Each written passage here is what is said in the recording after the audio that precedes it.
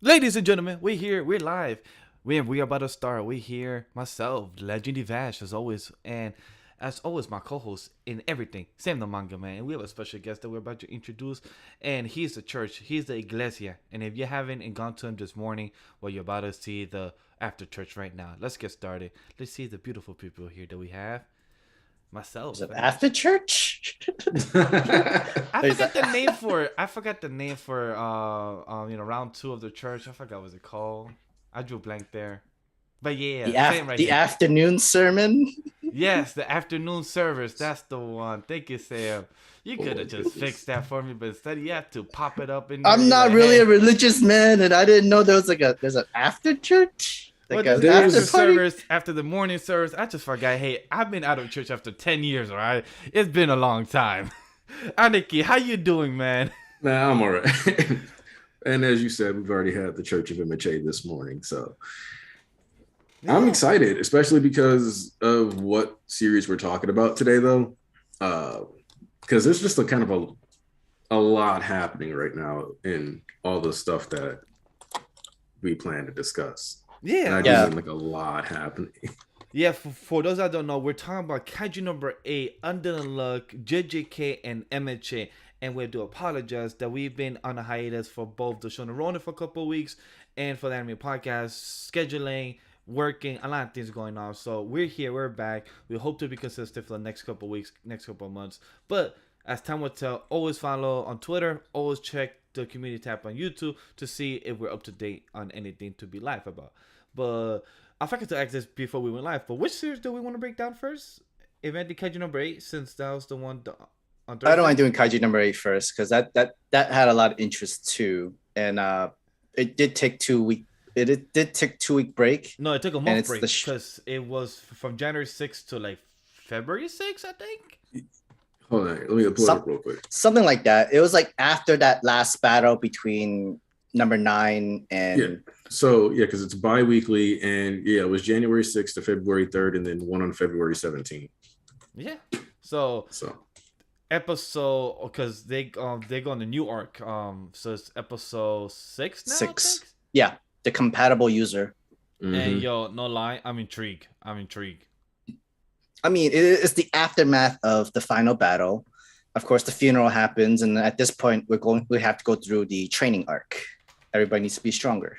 Yeah, and so okay, so I have a weird sentiment towards Kaiju number 8, which is like I enjoy it, but it is a very safe series. Mhm. Like this is like the classic formula. Let's train, let's get stronger, let's set this out, set new goals based around our power levels and why we need to do that, specifically after killing off like a mentor character. But at the same time, I like the fact that what we got in this latest chapter with Kaiju number 10 is good enough that it is like adding that a bit of its own flavor there, where we have Kaiju number 10 effectively being like, yeah, weaponize me. Yeah. Because I want to watch this me- happen.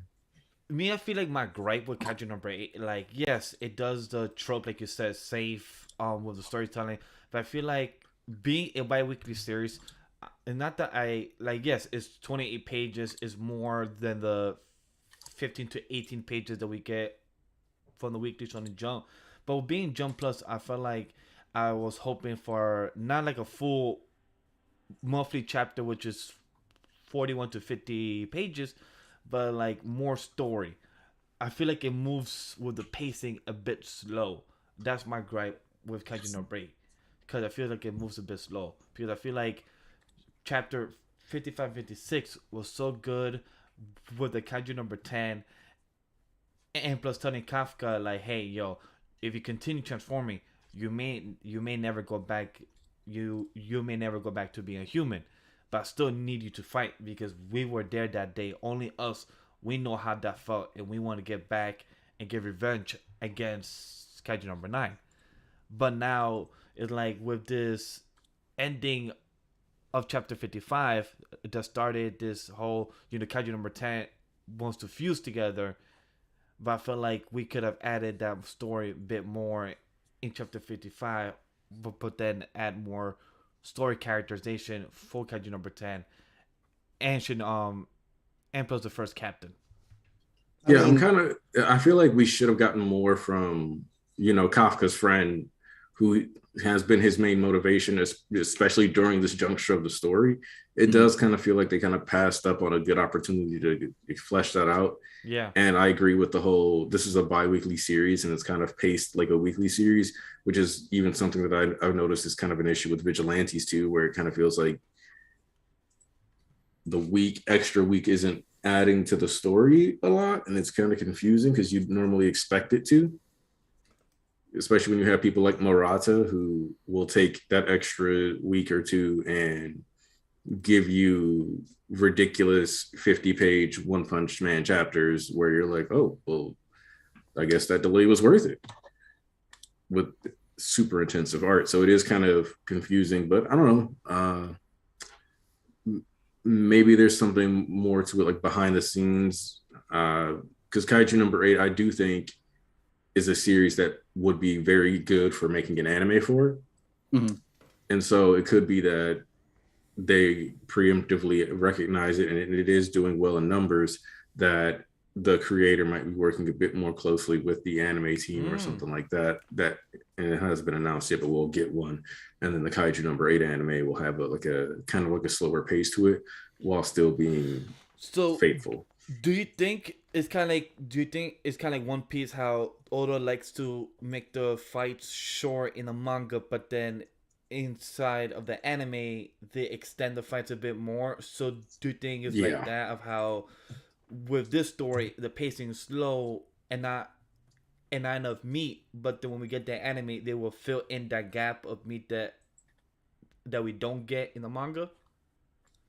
Yeah, I think that's kind of inevitable. I think we expand upon like the combat scenarios a bit more, and in addition to that, maybe even add in some bonus scenes during these kaiju battles, because we get like the highlight reels and like the most important thing, but there's always going to be fodder or different characters that you can cut away to kind of see them struggling and fighting. Like any of these side characters that we were introduced to, especially earlier on, that we're kind of competing with and being rivals towards Kafka. And I can't remember the daughter's name right now. But Shinomiya? Yeah, Shinomiya. Those characters that were kind of along for the ride, you can kind of spend a little more time giving them different fights against like the smaller kaiju, because we have had those underlings kind of be emphasized as something that people have to actively strive to, take on and take out. So I was going to also bring up that chapter 56 was the chapter where it's been a long time since we saw Vice Captain Hoshina and Captain Minashiro. And the first chapter we have them, it's literally the first talk with Kaiju number 10. Honestly, we knew he was alive. We knew that he was going to be used as a weapon. And it's being its own sentient kind of weapon. It's kind of a formula you've seen before in many of Shonen Jump's stories. Because like we already know, like, yeah, you're going to be really opposed against each other. But you're OP when you work together and you complement each other, and you become a pretty fighting force in itself. I guess that's what they were trying to set up, but they did take a lot of longer breaks, I would say, even though it is a bi-weekly and it took that month and the weekly. I think it's a best best route is we learn more about the third division already, because it's been a while since we also saw Kafka's best friend. They all have their own motivation to get stronger. They all knew about Kafka, about Kaiju number 8 since the beginning. And like, it's already time to see like, all right, we actually had that extra time while you guys were in the middle of a fight with number 9, where the boss was killed. We were already started to train because we know where we need to be able to reach that certain level of captain. There's a higher division this day because we're low on population, where you don't have many people left to join, and the kaijus outnumber us, as well as they have number 9 with number 3, I believe, the power of number 3's suit. Yeah, because I know that the grandpa's weapon was kaiju number 1. Mm-hmm. So yeah. It's like too many threats at the same time, where it's you need to step up with your power. Seeing Vice Captain Hoshina have to using number 10 as his own weapon, as his own compatibility, it makes the most sense because we know like each and every kaiju weapons, they themselves kind of choose their own users, whoever wants to like, use their weapons as what they need to do. Because if you don't match up, you either like you get yourself killed, you can't reach its full extension. There's a lot of issues. There were a lot of issues with that. At least in this situation, with number 10 being the sentient kaiju that's going to be controlling the armor, and he himself can choose its compatibility. The best match for him was to have to find another battle junkie fighter too that's willing to go up close and personal to fight, and like willing to go hand to hand fight with it. So at least like we know like Vice Captain has number 10. There's still the other. I think there's like 4 more.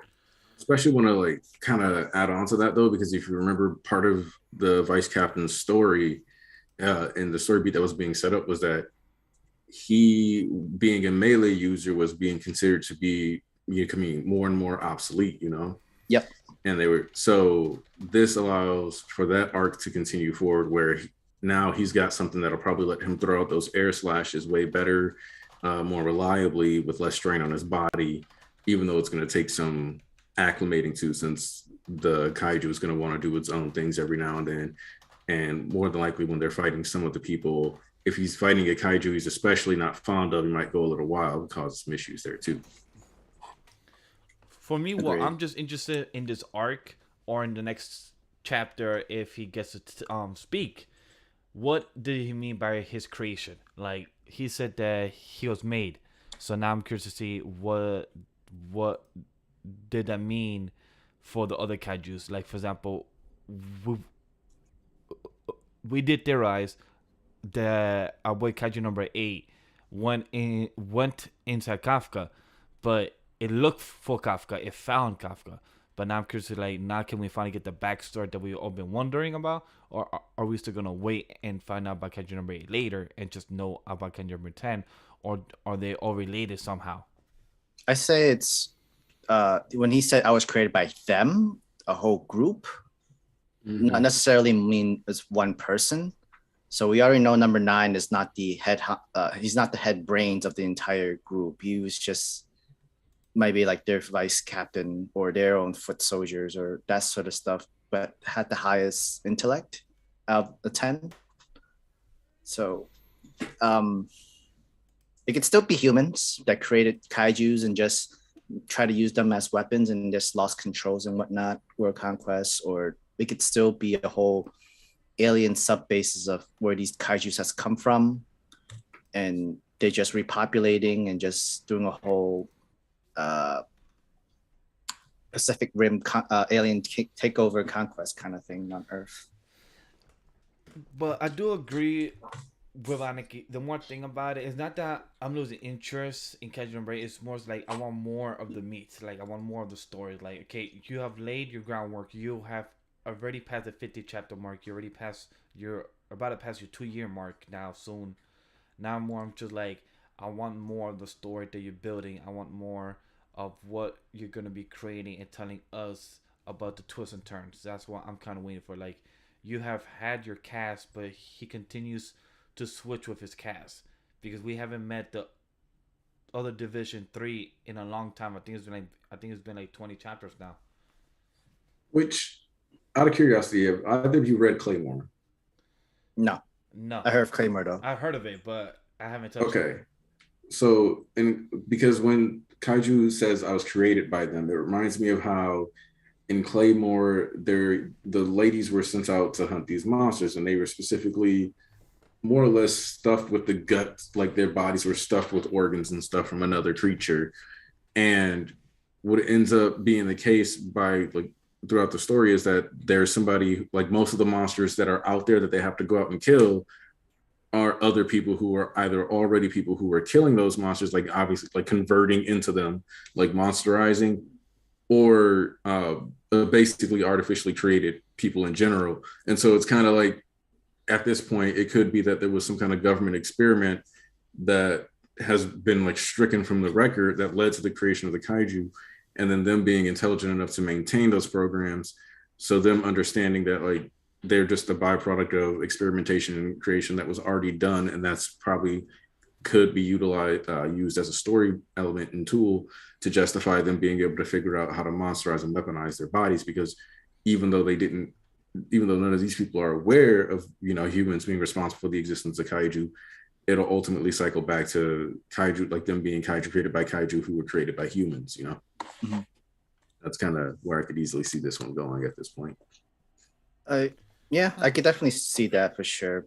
Like with Kaiju number 8, I understand why you guys are feeling a little bored or not really satisfied just yet, especially since March is coming up around the corner, and in total, Kaiju number 8 only has 3 chapters. So I guess it's like it's time to like pick back up the work and continue putting out the chapters bi-weekly and see what happens with episode 6 of the story. Yeah, like honestly, I love what he's doing as a creator with the arcs, because it's easy for us as an audience and for him with pacing wise, and like it's not horrible because it's a jump plus and plus, like Aniki said, like he could take his own pace, his own time, because he does take his breaks to do research, storytelling, you know, to write stuff out. But so far, it's like a solid 7, 8 out of 10. Like it has its potential.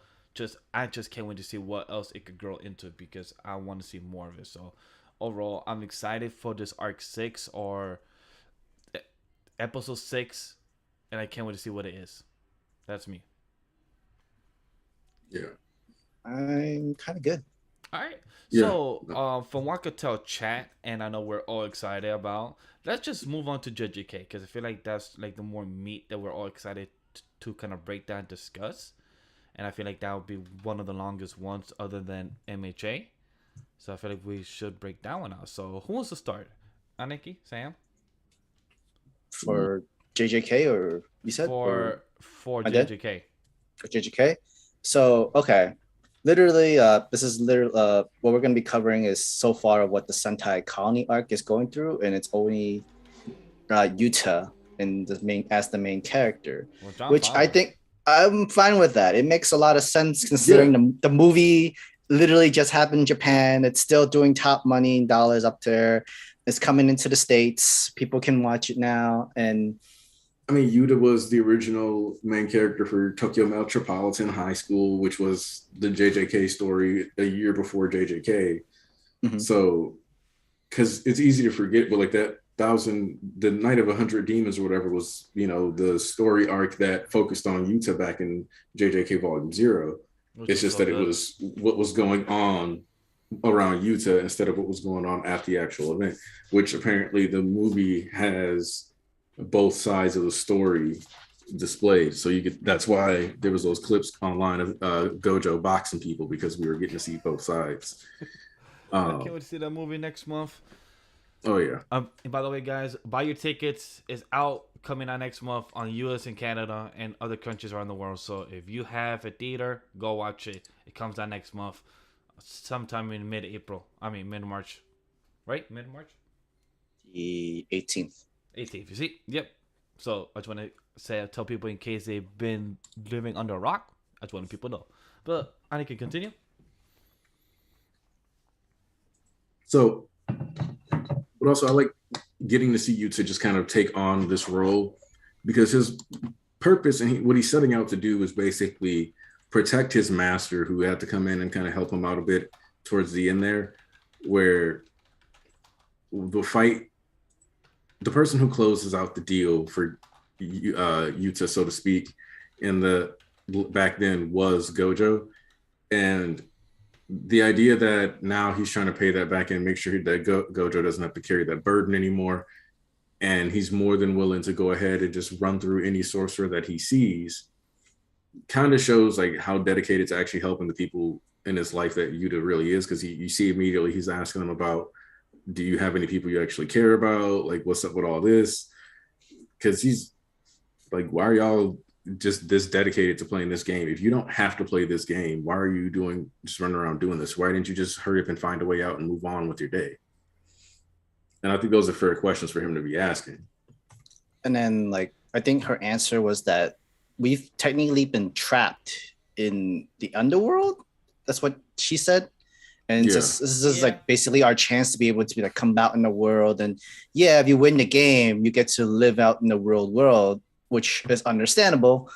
But yeah, really, Yuta start this conversation up was to buy some time a little bit. But of course, we have like the Pompadour shooting cannons under his head. But it does make things a lot more interesting to see how OP Yuta really is. Besides using his reverse curse technique, he himself is a pretty strong guy with a strong brawler. After just killing the cockroach dude, the Kuro Ushi, which was pretty gross. That fight was really gross. I would hate to see that animated in season 3 because I'm like, you disgusting bitch. I'm still trying to figure out why that was how he had to do it. Like I don't know. It just seems... No, yeah. I was like, hell no. Does that count as a kiss? Right? It counts like it counts. He technically kissed a cockroach. Like, I was so excited when I read chapter 173. I'm like, oh shit, he's gonna kick each of their ass, dope. And then 174, okay, how you gonna kill the cockroach because you don't review your technique?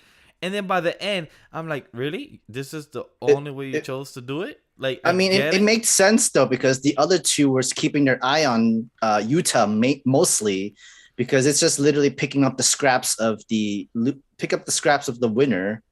Like, it's literally like, you're already pretty weakened. You may have survived. You won this round, but I could just swoop in, take you out. And if I'm the only one left standing that's the most strongest within Sentai City, easy points to rack up and like make whatever rules and whatever I can, that sort of thing. And plus, nice shout out. Well, I'm not sure if it's a shout out, but nice to know the full plan of what Megumi and plus Yuta wants to do the rules about. Like, have communication and have the ability to go in and out of the camps, which is dope. But I love what you brought up, Sam, or I think it was Aniki, of how you said how determined what Yuta is, that he's willing to kill 400 people. I mean, like, he's willing to kill as many people as he needs to build up 400 points because he wants to repay back Gojo so he doesn't have to kill his best friend again for a second time. So like that's commitment and determination to actually have blood in your hands like that and not worry about it too much. But like, is Yuta capable of killing civilians though? Remember, like, he has his girlfriend protecting the people under the bridge. If he wanted to rack up points just like the other 4 top ranking, he could have just wasted them all. He could have just been like and done the giant curse wave that he did on that cockroach mob when he was sending all the little cockroaches at him. He could do that. And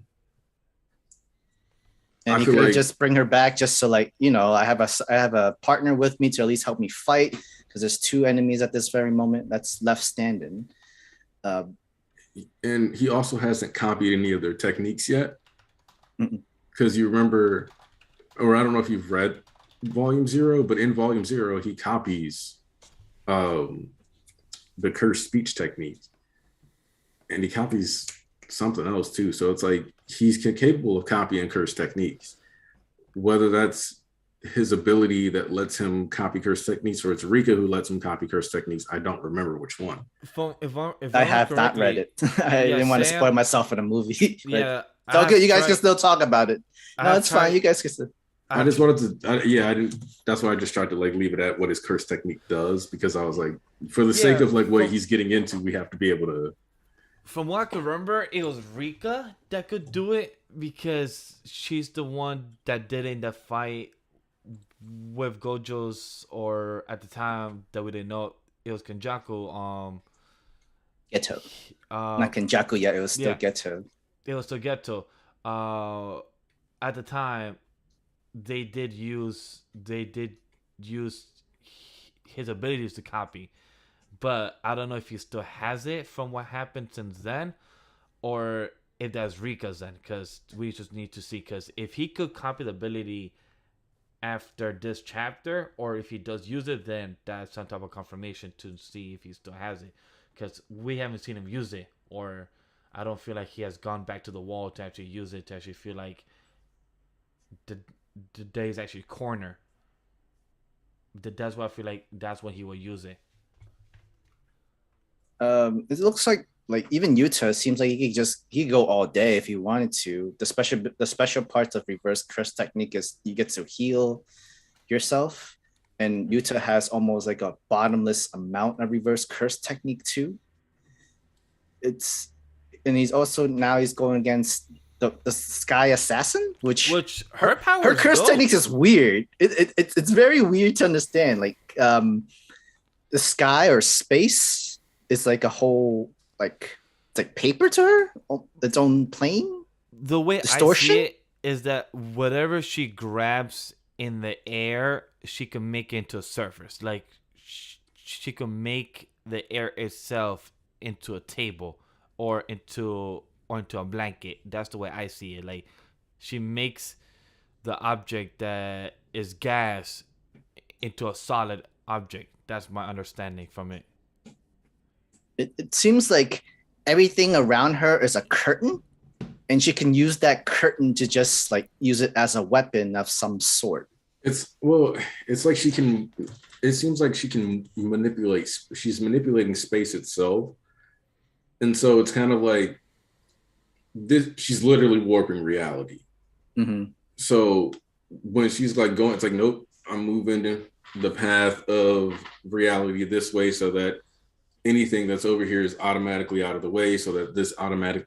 So it's kind of like, what if you could just make sure that it's kind of like the way she just kind of like shifts reality is kind of like Gojo's technique almost, where it's different than the infinity, but the principle of manipulating the way space flows and interacts with the person is the end game goal. So whereas the infinity or the limitless kind of seems to generate infinite distance or create infinite space between the two of you, this one just straight up says like the rules of this space go this direction or whatever instead, so that it's a non-factor. Do you guys remember who the Fujiwara family or something like that? Because when the moment where Yuta was like asking her like, how can you be so desperate for your own sake, and then you have some flashback in between, and she's wondering like, are you one of the Fujiwaras? So I remember that Gojo says that Yuta is technically a long distance cousin of his. Mm. So they do have a similar ancestor. I just can't remember what the guy's name is. I was gonna say something similar to what Aniki said, but I was probably gonna say it wrong because it's something like that. Because I remember in Volume 0, they said that there's someone related, but from like old past ancestors. But they never gave us more details. But who knows? Maybe this arc we'll find out more. Yeah, I'm trying. Yeah, they said that they're descended from Michizane Sugawara. Mm. So, not even the person she mentioned, but I'm assuming that because we actually got the bit of flashback, it'll be relevant. I mean, like, she is one of the old sorcerers, or the one that died and just accepted Kenjaku's invitation for the Culling Games just so that she could come back into a whole survival league. You just reminded me that was one of the things that was cool about Reggie, is that he was actually one of the old sorcerers too. Yeah. Mm-hmm. Even though he didn't come off like it throughout the entire time. Which begs the question, do you guys think the Pompadour guy is a modern or old sorcerer? I think modern. I think it's like if you already died before and you've come back into the world, your eyes will turn black, almost like a demon kind of thing. Because even like the cockroach dude, that was like a whole curse spirit or curse thing that got released. I see what you're saying. So you think that if they have black eyes, they're from the old past? Mm-hmm. Like, and when they have clear eyes, it's because they're from the current. They're still alive and they're modern. Yeah. Oh, okay. I fuck with that theory. I like that. It helps like reveal certain stuff to look, but then again, there were other sorcerers who didn't have black eyes that lived for a very long time too, like Angel. the guy or girl that's saving Fujiguro at the moment. Did we get a good eye on her? On that person? No, that was before we started Sendai City.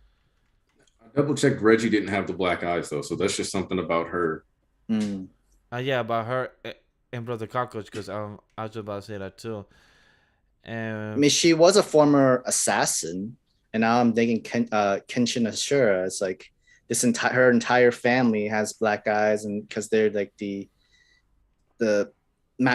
family of assassins kind of class and sort of thing too. But and Sam, and plus the angel that went to pick up Megumi don't have black eyes either.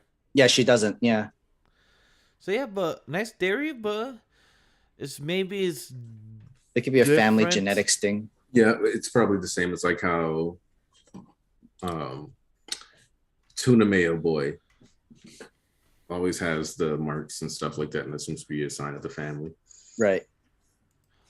But now in chapter 176, about Yuta is that us having a 2-on-1 right now? And everybody's for themselves because because both Yuta and the women had the same conversation. I'm gonna take them both out at the same time or within like that sort of way because they know. Well, for him, he's technically versing both of them.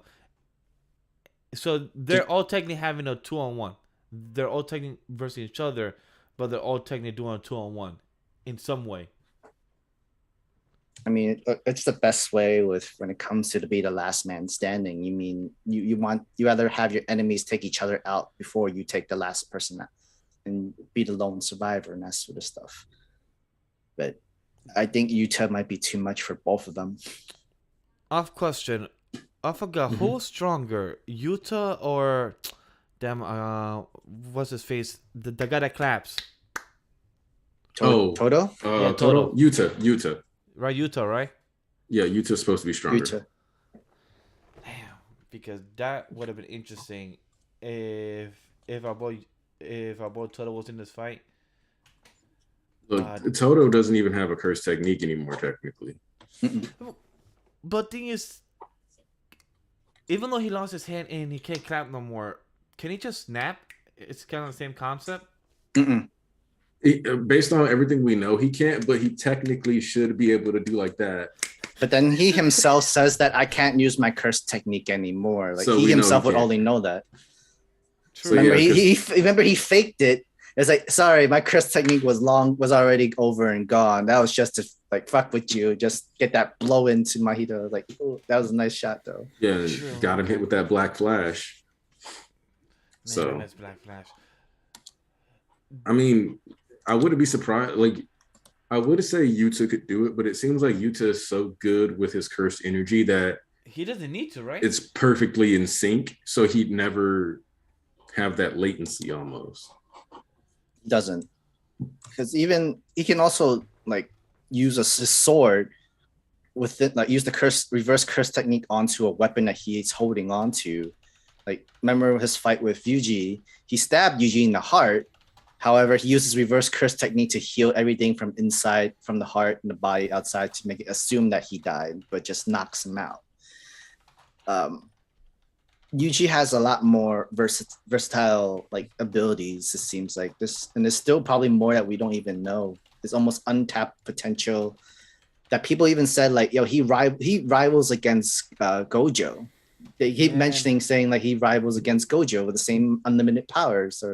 So I think the explanation was that basically Yuta has near infinite mana, and then Gojo has way higher mana regen. So I think Yuta said he would run out of energy before Gojo, even though he has more than Gojo. So they're both. I understand what you're saying. Like, he has more control, but Gojo has more expand on his mana. Like, yeah, it's like if Yuta spends 50 mana points, it might take him, he might regenerate it at like 2 mana per second. Mm-hmm. But like Gojo's regen rate is like near instant. 130 mana per second or whatever, and his techniques are only costing like 31 points. So it's like he's doing that, and then the second he's not doing a technique, it's already ahead of where it was. Seems to be the implication. Yeah. It seems like it might Sentai City arc might actually be a short one. It seems like, because this is only like the 4th part of Sendai City. I think we have to third. Yeah, because we went 2 Tokyo stories because it was Yuji's story and interactions and Megumi stuff, and now we're on Yuta. So the only things we would be switching to next are like Maki and maybe Hikari or Panda, if we're gonna give Panda like serious story time, which I don't know if that's something that he's actually gonna go for or not. I will say they should have made it one of the rules that they should try to make as soon as possible is that defeating somebody gets you their total point value. That's one that I don't know why didn't they do, because like I get that you could give points to others, but I feel like if you defeat somebody you get the points. I feel like that's more important, because even though Yuji won't kill people, but you have Megumi, you have Yuta, other people that are actually willing to kill them.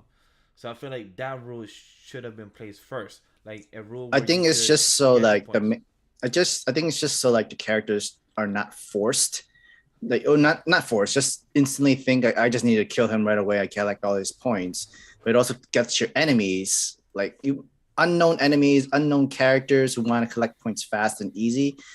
They would just wait for the they would all wait for the opportunity just to kill like the person with the most points and then take their points from them and use whatever rules that they want. I think it's if they were to assassinate the person, kill whoever have the highest person with the most points, so you can rack up your own points.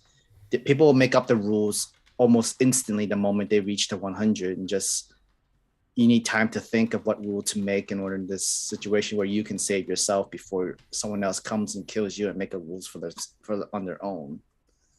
Because I mean, I'm just saying, because when you look at it, the first dude that Yuta killed was at 91 points, and that would have been perfect for Yuji.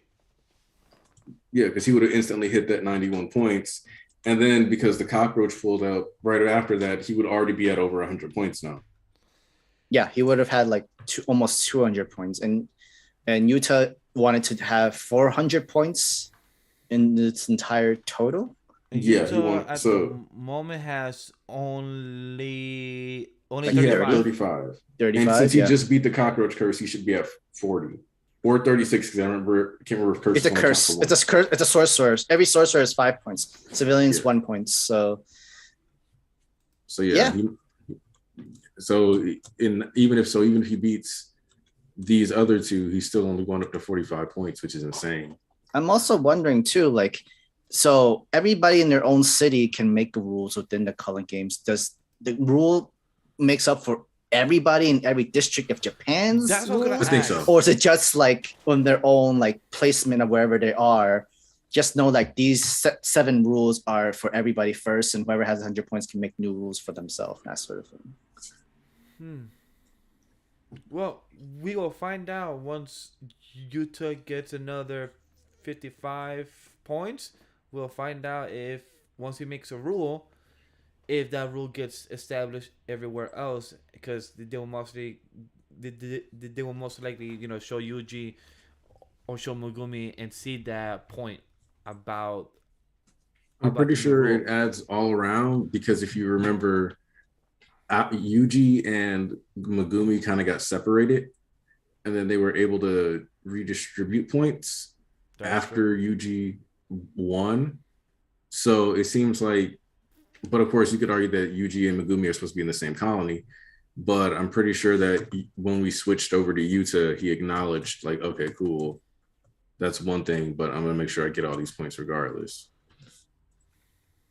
I mean, we're gonna have to see. I mean, technically everybody in their own district city came for their own purpose. Yuji collect points to make this rule. Megumi technically found Angel because they need his powers to help break out Gojo. And Yuta's 4 rules. I'm just trying to bring them all back up. It's communication, able to switch to different places of the colonies, and the other two is to exchange points, which that's already done. And what's the other one, Sam? That's right. Addition to 2 rules. Yeah. Communication, travel. It was communication, travel, point exchange, and one. Because so Yuta might be happening at the same time, or this might be like a bit of a flashback, like a small flashback by like 6 hours or something. Yeah, because if we go back to 173, I think it's where it says at the end. In and out of colonies. So does that count as 2 then? That's 2 rules, but Yuta says there needs to be at least 4 rules added. So it's just gonna be 2 more that he has something in his mind to help level everybody, at least try to save the civilians. Because he even guessed like every different colony has different amount of people in it, with either civilians or curse sorcerers or all other stuff like that. And however means of racking up points is however each curse technique, curse spirit, and players want to do this. And still a lot. Even the festering life sword was is a cursed weapon, right? You talking about Yuta's sword? Yes. No, not Yuta's sword. The cockroach's weapon. Oh yeah, it's like an axe weapon thing too. It was basically a cursed weapon. Even that's in a low, like cursed weapons are a low, like mix into it too. So, which I'd really love for them to expand on how cursed weapons are made at some point, just because it's been a rather nebulous kind of thing where it's like, yeah, we make cursed weapons. Like, I feel like Kenjaku would also be one of the head inventors or head creators of these cursed weapons, considering he also made the painting thing, and like the other like cursed spirits that he's captured and everything else. We don't even know like how big is his laboratory of like inventions and curse techniques and danger levels of all of it. And let's not forget Geto also, his powers was to collect cursed spirits. Like he has a whole army of them that's now under Kenjaku's hands, and he could just let out release however he wants into certain colonies and certain forms and places. What I was thinking, I'm really curious to see how the animation from Mappa is gonna tackle her curse technique, grabbing the sky. Like in this panel that she grabbed, it was in page 6. Like the way she just grabbed the sky and just showed like a curtain, right? Yeah, I feel she's kind of like I feel like with green screen kind of thing, where just have a whole mountain. I'm just it's like a whole green screen kind of thing, curtain. Yeah, like I've never seen that type of animation or like that type of style. So I'm really curious to see of how Mappa's gonna tackle this in a anime type of movement form, because this would be pretty interesting. Earlier, didn't you say you were on Annie's lobby? Oh, in One Piece? Are you talking about door fruit? No. There's a fruit that you haven't seen yet, but I was just making sure that you said you're at Annie's lobby, right? Yeah, that's where I'm at with my girl. Yeah. Okay, there's a fruit that is used like 3 arcs from where you are right now. Which one? That will give you an idea of like just straight up grabbing the sky and just you're talking about Whitebeards. Yep. Oh yeah, I can see that. Yeah, I can see that because the way he cracks the sky. Yeah. Yeah. There's some other stuff in it too, so I think you'll enjoy seeing that in action. It's been a while since I rewatched it, so it makes sense why I totally forgot about that. Yeah, that would make sense. Okay, I'm curious to see of how Mappa's gonna tackle that. But overall, these chapters of Yuta, I'm loving it. Overall, the culling games, I'm loving it, and is really slowly surpassing the whole Shibuya arc for me already. If I'm honest, I've been enjoying the Culling Games more than Shibuya. Mm-hmm. Partially because I feel like we're a lot more focused in this arc, where it's like, all right, sure, we're looking at Yuji and we're looking at Megumi, but it's like, no, we're focused on this. We're doing this. Okay, this is the topic. This is the character that we're following. Boom, boom, boom. Okay, next thing. Boom, boom, Agreed. boom. Okay, next thing. It's because like I feel like each character has their moment and each of them has their own mission. With the Shibuya, like everyone was trying to survive. Everyone's trying to do what they can, and everyone was trying to get, with his fingers, Sukuna, with Gojo, everything had a mission. But here, I feel like I agree with what you said. Everything is much focused, and we're also learning a lot more things from the underworld, from things from the past, and cursed weapons. And each character has their own moment. Yuta, Maki, killing the whole clan, stuff like that. Yep. And I want to add into it, like as far as the comparison to, there are fights during Shibuya that, like week to week, they were kind of cool, but on reread, it's like this didn't add that much to the story actually. Okay. Like the Mei fight. Understandable. Yeah, it was like, all right, that was cool, but like it didn't do anything. And I haven't gotten that feeling yet of like this isn't actually doing anything for the story, because we, like with the cockroach fight, for example, we're getting to see the way like Yuta does prioritize trying to help people and save them. He is trying to be, effectively a hero while helping. He prioritized keeping them safe by keeping Rika there, basically meaning he's nerfed himself so that he can keep them safe while still fighting at a special grade level. So it's like we're getting a lot more narrative out of these fights, and like getting the update on like Megumi's domain and how that approaches tackling like some of Yuji's guilt, and then like learning more about like Higurama and the different forms of domains. Feels like this arc has a lot of stuff more organically like stitched within it to expand upon the power system while simultaneously giving us like decent lore, because the expansion of the power system with moves like Wicker Basket also functions as a form of world building, because it explains like kind of the history of techniques too. So just these small little adjustments to the way that the story has been like handling these fights and incorporating the narrative pieces has upped my enjoyment of this one for a good amount, I would say. Sam, thoughts? I am enjoying the Calling Game arc already, especially when Shibuya arc technically was 2 years ago. I know because it ended last year, and the start of it was 2 years ago. And the start of setting up of Calling Games, each characters, even though Gege was on break because he was sick, which was okay. It was still fine. Pacing momentum still kept going pretty well on its own. And yeah, I'm enjoying Culling Games more, especially since it's using the same formulas as Shibuya. Like we're able to switch between every character. What have they been doing? What's their position? What are they going to be doing? At least in this situation with Culling Games, we all know they're all participating within the Culling Games. Everybody's having their own strategies. Everybody's having their own way of things.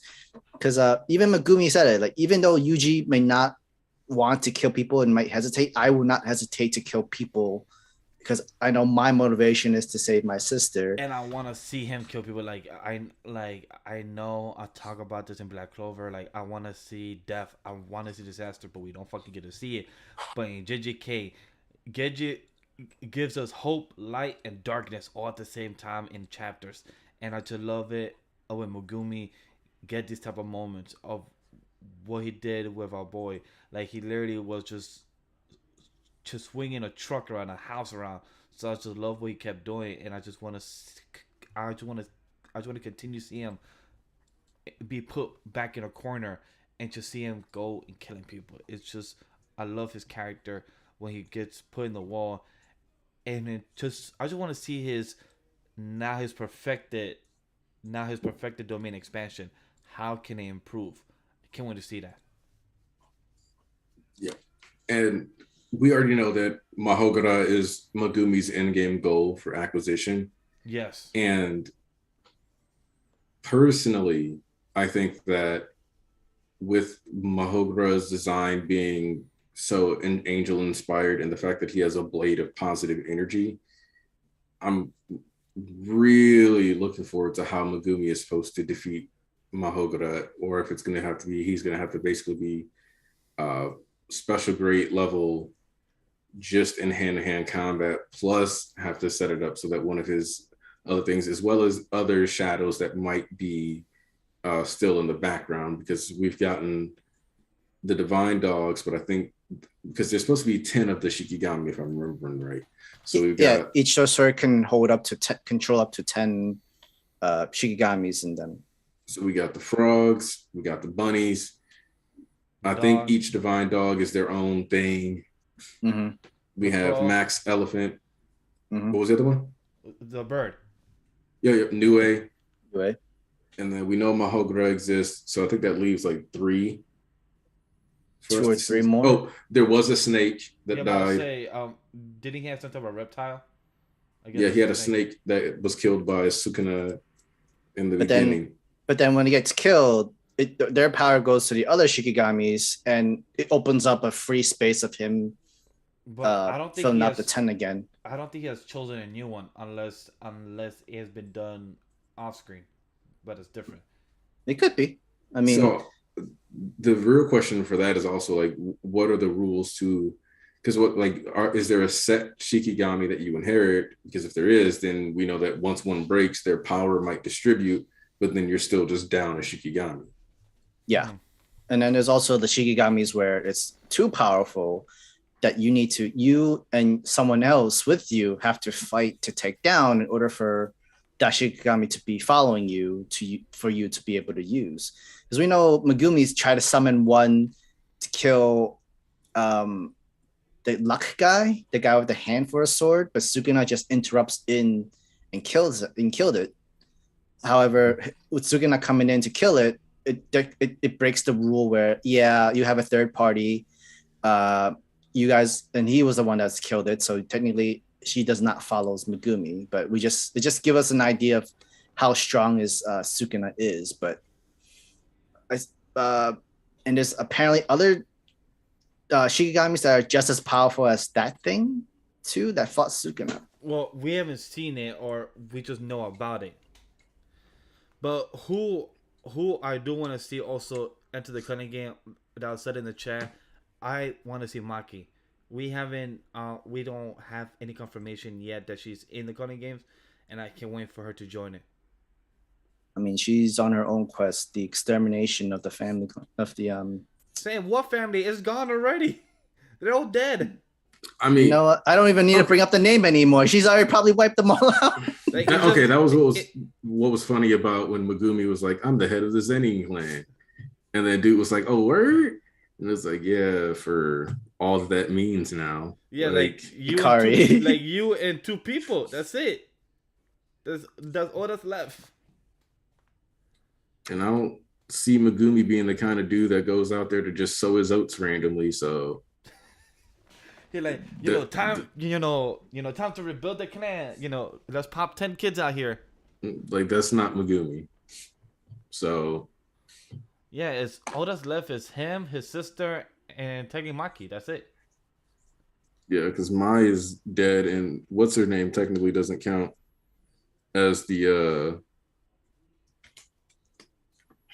who? His sister doesn't count because she's not even. She's the adopted family. No, she wasn't. She's Fushiguro. Technically, Tochi used his wife's last name instead of. That's like an adopted. Oh shit! Totally forgot about that. Okay. So yeah, it's like that's not even like an actual thing. Like, so she's not even actually in the clan. So. Oh wow. But we do know like Kenjaku got to her, like do the whole like put the curse onto her forehead and that sort of thing, and she's somehow being controlled, or some kind of being that's controlling her, an old spirit or whatnot. We don't know. Kenjaku is just a man of mysteries, of many secrets and crazy experiments. Oh, definitely. So, any last thoughts for JJK? I'm good. Yeah, I'm kind of good too.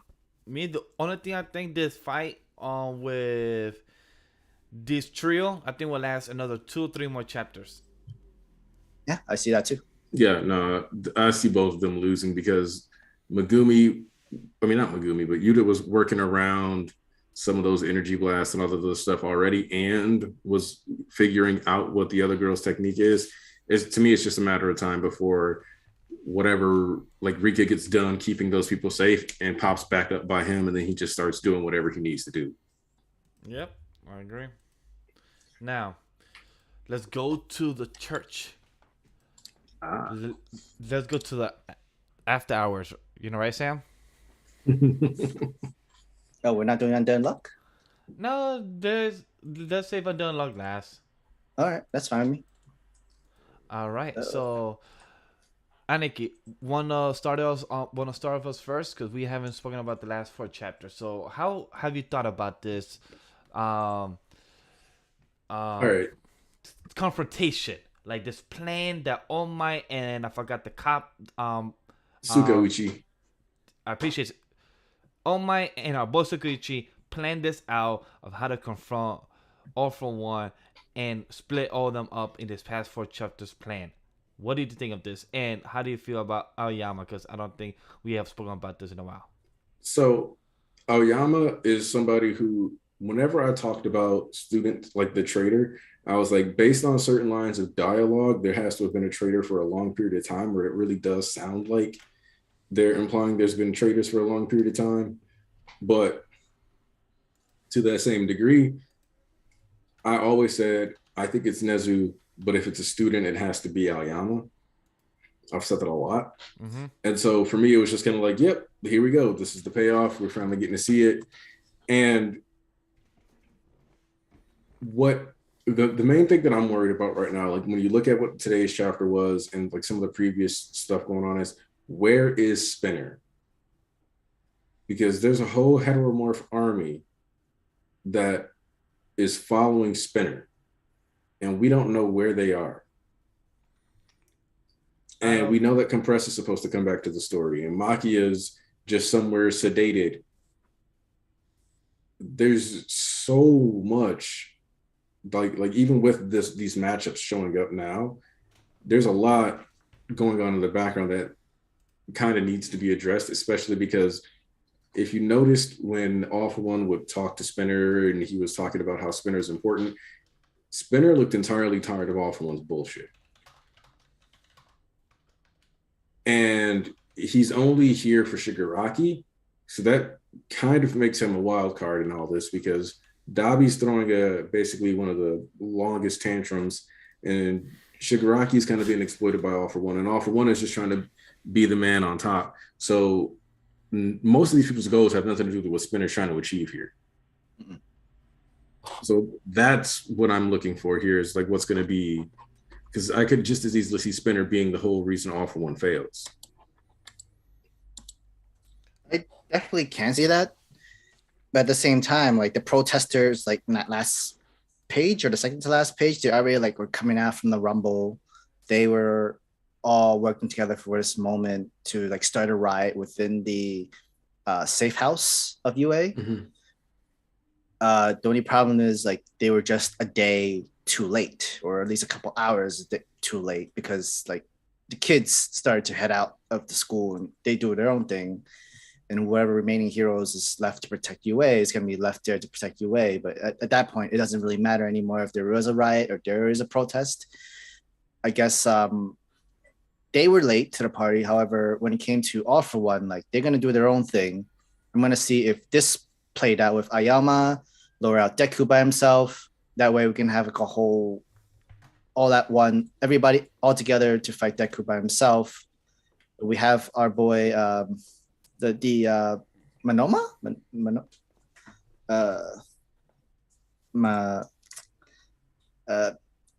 The kid that can copy quirks. Monoma. Oh yeah. And he using Kuroguri's abilities of shadows, which is a longer reach and better abilities than what All for One had. Which this is the first time I actually have liked Abonamoma, because I hate him with passion. And we actually said Oh, I I love the line in a chapter like that we all have a role to play, and this is your role. And when he said you're gonna use this quirk and you're gonna learn how to do it in a few days, and I gotta give props to him because my dude learned how to use this quirk between 2 to 5 days because a few means five. So between 2 to 5 days, he learned to use his quirk. That's props. Like for anybody to learn that, and he did multiples escapes Gates. Yeah. gates for people to get in and out and do what they do and split everyone up. So that's a lot of props. So that is some smart shit, and this was good planning, and you put a lot of faith. And I love how Eraserhead came up with this plan, and he also acknowledged that like, hey, we've been trying to get into my old friend Kirigiri, but I can't even tell if he's my old friend Kirigiri or if he's who he is today. So I love how he was honest, and he put all this pressure and weight on this kid, on his student, but he was honest about it. But look, with my eye being out of commission, I'm out of battle. I cannot be there, so I'm putting my trust in you, and that's a lot of props for you to learn the full quirk that you have to copy from 2 to 3 to 5 days. That's a lot of workout right there you did. I also want to bring up like it's a copy of the quirk, right? It's not the original. That's even more impressive. He's copying a copy of a quirk and he's using it to his own advantage. And that's so okay. So that is something cool that now that you mention it, I kind of want to, because if you remember, he can't copy stockpiled quirks. Mm-hmm. He can copy them, but he can't copy the stockpile. But he can copy the modifications that are made to a quirk if he copies that quirk. And that's a kind of a cool distinction to notate. Exactly. Like all for one, put all these modification onto that one quirk, only to be like taken away from him and now being used against him with all its compatibilities that he put into the work into, which it makes Monoma the MVP in that department for sure. And not only just to bring out the heroes, but to also like push out dividing the villains onto different areas and different placement and stuff. It's like class 1A versus class 1B, where everybody had different stages and different locations to fight in their battle places.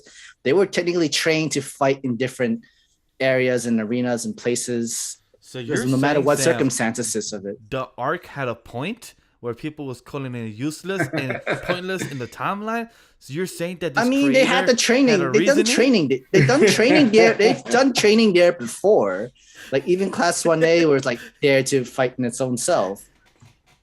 I guess in this situation, it's more like whichever the best advantage. Like we don't care about the area advantage. It's mostly about dividing each other. Where can we like reach out to this person?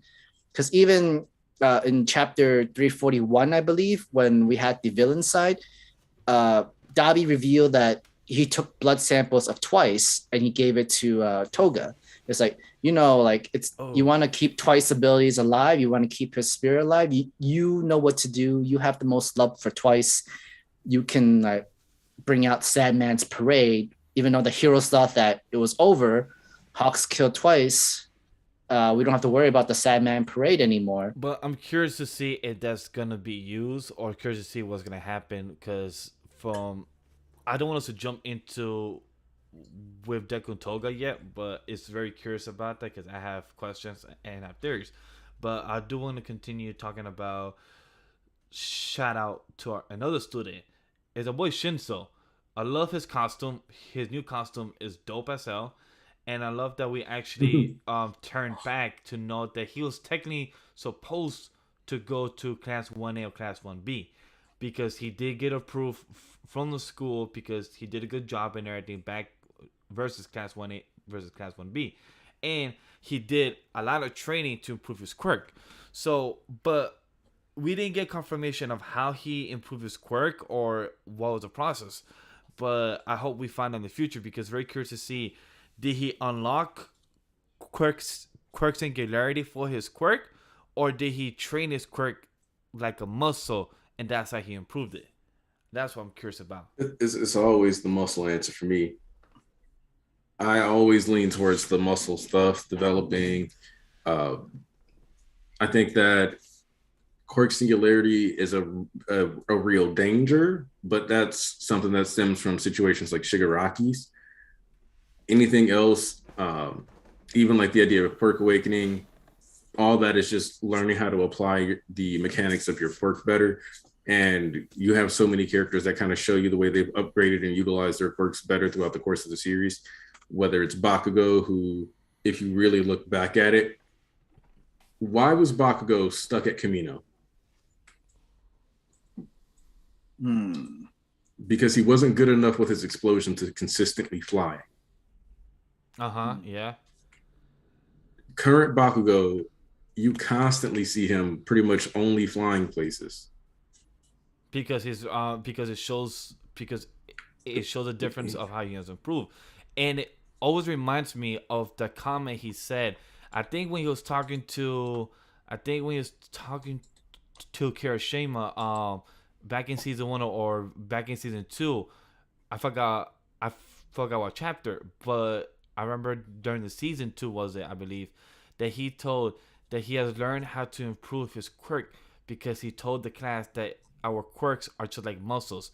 If we just improve them, it will just improve by us. It's like working out. And once he said that, it shows how smart he is, and that's why he was the top of his class back in school with Deku. It showed the difference.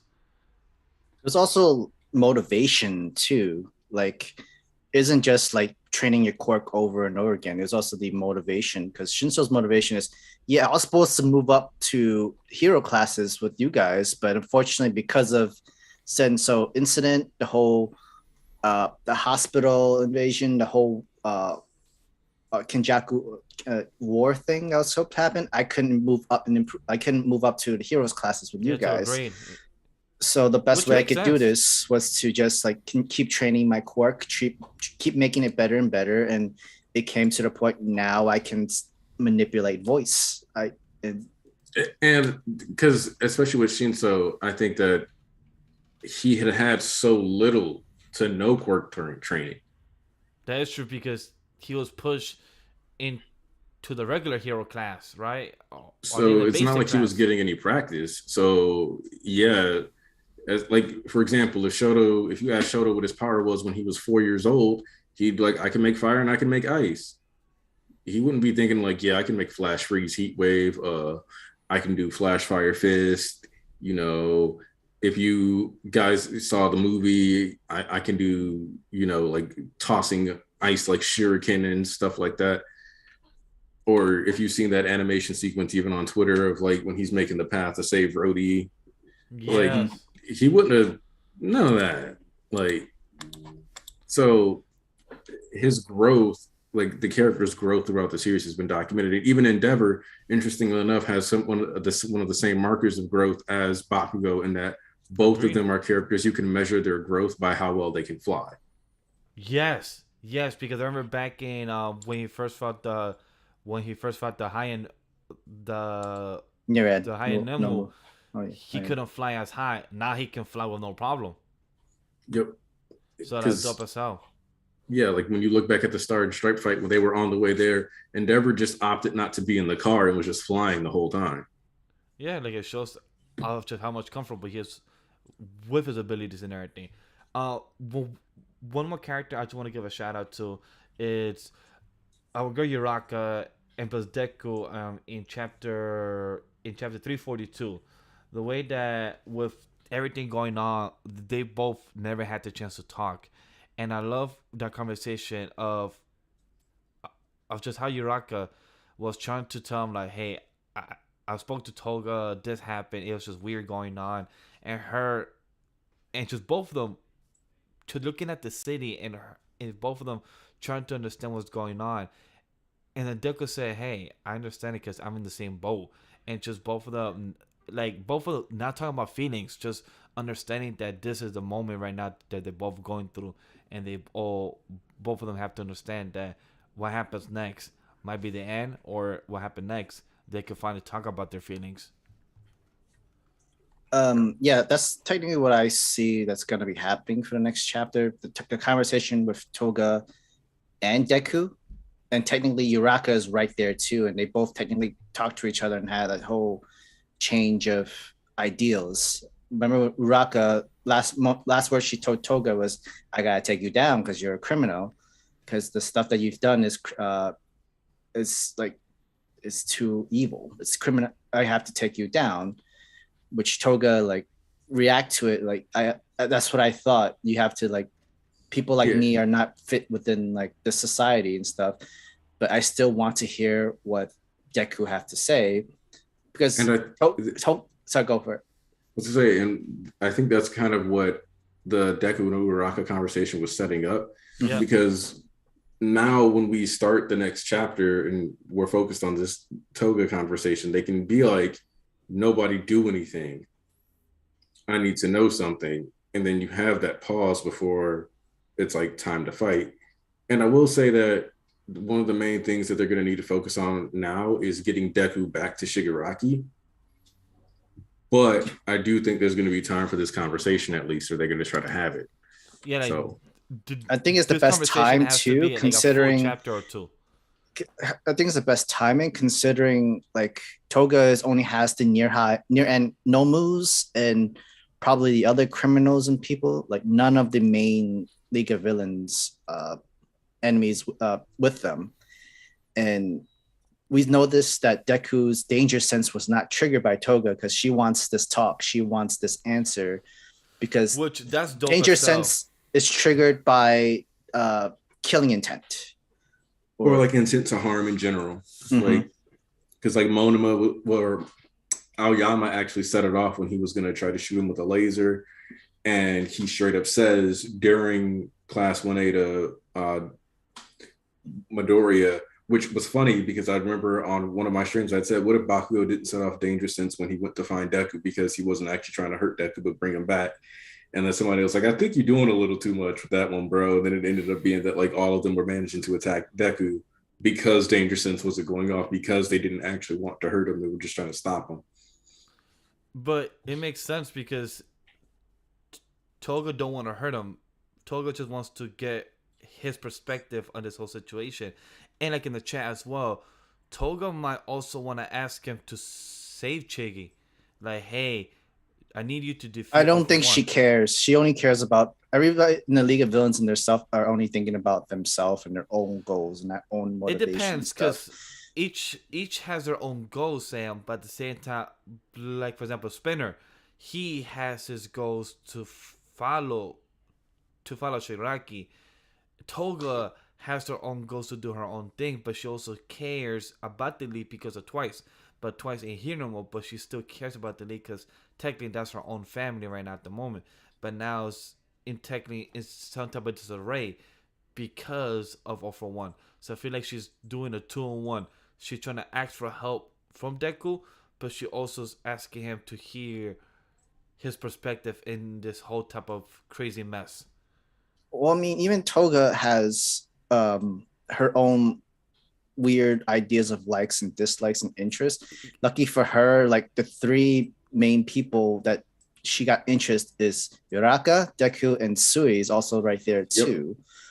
Yep. And lucky for her, all three of them is what caught her interest and her likes and interest. And then this is like probably her only moment in final last stand of conversation that's going to happen. To defuse and to be able to defuse the bomb of where you have to try to convince her to not drink the blood of Twice, do not make the Sad Man parade, or even if she does, how are you going to save her after she like does this action, that sort of thing? And that could be her, that would be actually her proof. Like, do you really want to change? The only way I could believe you is if I were to set off this trigger, call Sad Man parade, you're able to like stop through it, diffuse it, and be able to save me from it. That's how I know I can believe you that here society is going to change because they're in your hands. That's how I see it. It's also worth noting that some of these, because there's something that Horikoshi tried to make it very clear to us in this chapter that I'm going to say it's a good thing Toga did not get to see. In 345? In 345 specifically, yeah. Uh-huh. Especially, which is that when you look back to page 8 to 9, that spread, when it's like we shift to phase 2 and everybody's popping out, you can see that Hawks is already in motion in that spread before Endeavor is even fully out of the warp gate. And he's like, welcome, fellas, and immediately tries to decapitate all for one. Yes, like he literally shot a whole arrow in that page in the corner. Literally was playing and ready to kill him. Like he went to chop his head off. It just so happens that the katanas didn't do it. Yeah, he literally said, I knew that he wouldn't show up with armor I could attack and crack. So that he knew that he was ready for that. But he still tried. Yeah, well, because if the armor wasn't strong enough, then they get to just chop his head off. And notice, like, Endeavor's not like, well, I mean, it's not like we're trying to kill him. No. He's just like, I didn't have my hopes we'd get the decapitation anyway. But I just love All for One comment saying that, but it's just pitting one for against tomorrow. But how can you put your youngest to clean up your own mess, no matter how much it pains him? And the unceasing about the towards your eldest child. And I'm like, that's amazing. Like that. But I think this is what Shoto actually wanted too. He wanted, because I never wanted to just fight Dabi by himself, or at least like if Shoto wanted joins him to fight him or at least stop him, he would. But I think but we know like before the meetup, the clash at 343, Shoto's last words, like his words to Bakugo, Ida, and them was like, I just wanted to know my brother's favorite food. I just want to have one last talk with him, or at least so like have a bowl of soba with him to just fully talk. Because they never really got to have a conversation. Which, like, when I read that, and by the way, Sam, it was chapter 242. It was sad because it was sad. Like, Shoto's face just looks so depressed. Just like, I will make him sit down for a bowl with me. It's like he's just hoping for the best of this outcome, which I'm curious to see if there's any actual good outcome out of all this, because this matchup will be amazing, and Shoto is ready. Like his boots are flaming. His right side is on ice. He is ready. It is go time. Also, 100%. When we get the volume corrections, this is probably going to be a spread. Because Horikoshi, he did 4 spreads in this one chapter. I would not be surprised if the volume version of the Dabi versus Shoto moving up towards each other thing was also a full spread. Question about the next spread. This next spread reminds me of Watchtower from DC Comics, or reminds me of the Avengers. One of the prisons. It's not the Cube. It's I've seen people compare it to the Ultron thing that happened in Sokovia. Yeah, Sokovia's going for a ride. Oh my god! Which I can see that too. Okay, so there's a couple things about this layout that I kind of love. Which is one, it was made with Genist fighting here in mind, because all of those carbon fiber cables and platforms are specifically so they can stay in the air while fighting Shigaraki. And it's not worth it for Shigaraki to try to decay all the things up there because he's risking falling too. But also the idea that they could just move around and like have these different platforms for different people to fight on. Which is dope. I saw like they was ready for this battle. Like they actually planned this very well. Even if you destroyed the island, then he's stuck falling to his death. Or having to try to like spam air cannons to stay afloat because he doesn't have any wings or flying quirks that we know of. And like we don't know if War Order is captured or tamed within Shigaraki. Oh no, it's gone. The implication was that quirk is just gone. It's gone. And also, I can't wait for next chapter or in 2 chapters or how many for Best Genius to call Bakugo by his hero name. I want Best Genius to call Bakugo by his hero name. Explosion Head. Great Explosion, Murder God Dynamite. Yeah. I want him to call him that. He's like, why did he choose this name? Why did they call you this whole 4 names for one hero name that we asked you for, but you chose 4 in one name? Hey, you remember Ida was like, Great Explosion, Murder God Dynamite. You have to exit the battlefield. You're too injured. Like, if you ask Ida to say the whole thing, he's gonna say the whole thing. I mean, like, it's And the only way Bakugo would actually listen and to Yes. follow through and that sort of stuff. So because he called Best Genius a boy, call him Denim Head. I'm like, really? You're gonna call him Denim Head? Which is true because that whole thing's up to his nose, so it makes sense. But damn, I'm also like analyzing everybody's in their own stage. Yeah. All the pro heroes are going against All for One and a few of the other villains and prisoners and stuff like that. Shoto is fighting against Dabi, but in this stage is where the statue is, and we see that the sign is "Heroes Must Die." It already tells me like the protesters and everybody are actually there, and Dabi might actually just use them as like distractions, fodders, whatever. He's gonna kill them regardless, but then like just so that has the upper hand and probably like try to attempt to kill Shoto with that and that sort of thing. can't find is Gang Orca. I don't know. Gang Orca is with Deku, Uraka, and Soy. She's right there. Yeah, if you look above Uraraka's knee, you can see him. Oh, okay, thank you. Because he blended in with the forest now, because I didn't see that dude. Yeah, I'm assuming this is actually his base. Which might actually work out, considering if Toga really does bring out Sad Man's parade, you need at least some kind of army or some kind of threat to make it through. I just want to see Gang Orca fight because my dude is a great whale. Like, he has to be beast Orca in whale. the water. Oh, you know, Orca whale.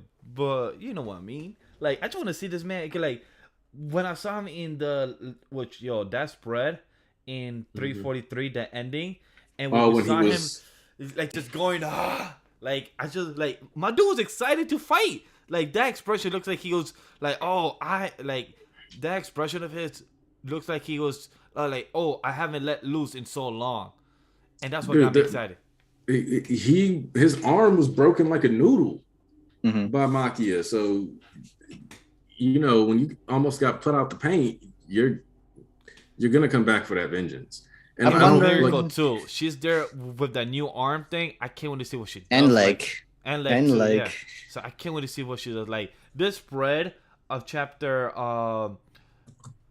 343 reminded me of the spread in the books One Piece, Alabasta, both of them side by side. Well, I'm trying to think. The One Piece when they had Luffy, the numbers versus the Straw Hats. Yeah. So like it's just so good because it shows how each team versus each, the heroes versus villains, just so good. And plus the color spread, it's just amazing. Like, the whole details of Deku and everyone else, it's just well done. I'm curious to see who's going to live and die. That's the curious thing. It's going to be interesting. Like, which heroes is going to take the L? I mean, technically, Bakugo and Best Genius don't have Deku with them, and they're fighting against Shigaraki himself. And they know themselves, they might not do the most, but the best they could do is kill enough time, and hopefully they can have Monoma send another portal and bring Deku back on top of UA, which is actually pretty fitting in the stage too, with Shigaraki and Deku on UA's territory kind of thing. A flip of a coin where a school of heroes, both opposite direction. This could have been both of our dream, both of our goals to be. It's fitting. It's ironically fitting between both sides of the coin in a place where everybody wants to be in to achieve that same dream. It's very fitting. Yeah. And I'm kind of at a point where one of the things I was asking people about is like, now, how do you see this situation with Deku going down? Do you kind of expect it to be like Monoma has to go back, find Deku, grab Deku, and try to get him to the Shigaraki place while they're sorting it out? Or how are you guys going to... Because Deku, cool, he has to have that conversation with Toga, but it doesn't seem optimal to keep Deku away from Shigaraki when Shigaraki and Deku are like two of the biggest heavy hitters. Mm-hmm. I feel like they're gonna make the mission to find Deku and bring him here. But when they try to bring him here, he's in the middle of the conversation with Toga, and he's going to tell him, give me a minute. I need to finish this right now. So I feel like that it's very important for them to have. Deku should be going back to the actual fight by chapter 350 the latest, if not the earliest, 347. Or we can have like if Toga really turns, like she surrenders, like she sees the resolve and everything. There's a lot of like blood samples for twice. Push Deku up to the air, up to the Cloud 9 area of where UA is with Sadman Parade. That can also be an option too. We've seen it. I think we've seen Shigaraki riding on top of like a wave of twice army to just be able to get into certain areas and places and that sort of thing. I definitely see it from this situation too. Or I like what Ray said, Bakugo versus Shiggy. I'll fuck with that too. I expect that to be at least a little bit of time. I would love to see that round too. And I don't think Bakugo gets washed as quickly as I think a lot of people might think at a surface glance. Just because Deku left UA for like a month. And while he was out, he was actually in fight or flight scenarios, real life and death battles for like a month straight. He came back and still lost the game of Ketchakachan. Yep. And also, Sam, I agree with Ray. I don't think what Deku needs help. He can also fly. He floats. Yeah, so Madoka already fly to UA. But like, if he does it right, he can. Because one of the things that I really would like to just see Deku do is utilize Fajin with his fingers. Because we've seen him kind of do the jump with the Delaware Smash Air Force, like on the ground. Yeah.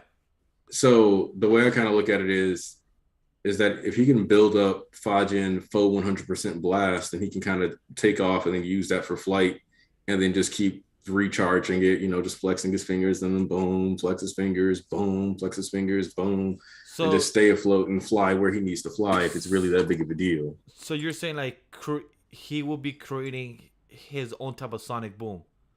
Yeah, because like if he can use Air Force to jump when he was already using it for augmented jumping at like 20%, then if he's using Fajin to create faux 100% Air Force blast, he should be able to use it to like fly and actually get around pretty fast.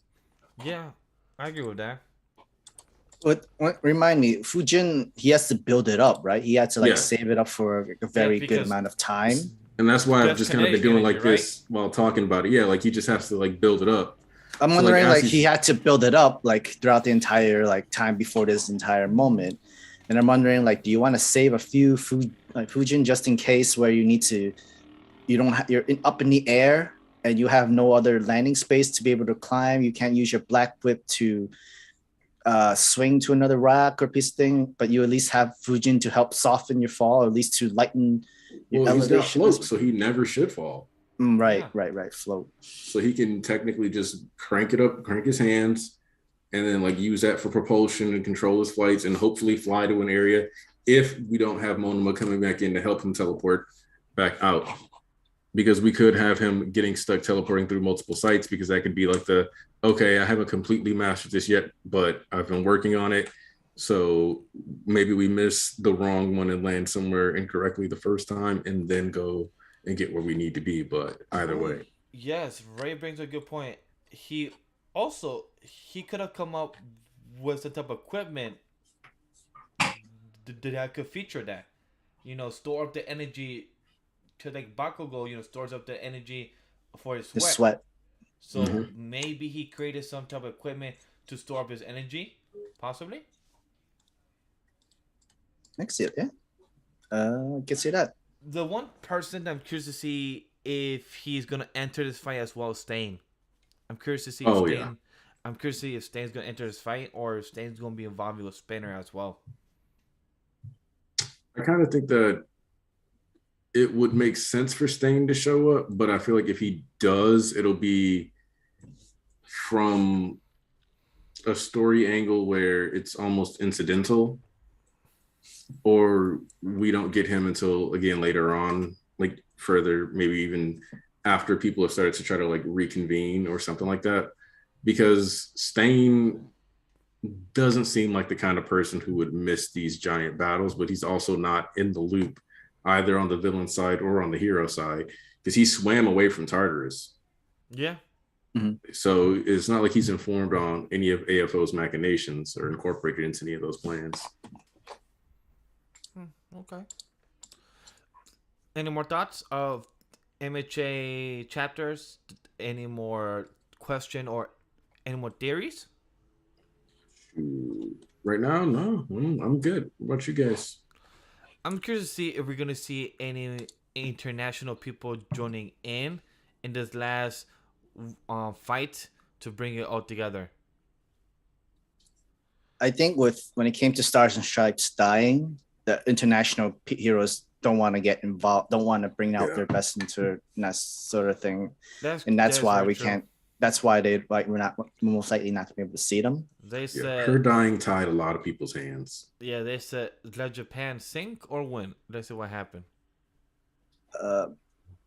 And they can't use Aizawa's abilities anymore too. He himself said like after I lost the eye, I can't really use my quirk neither to stop Shigaraki.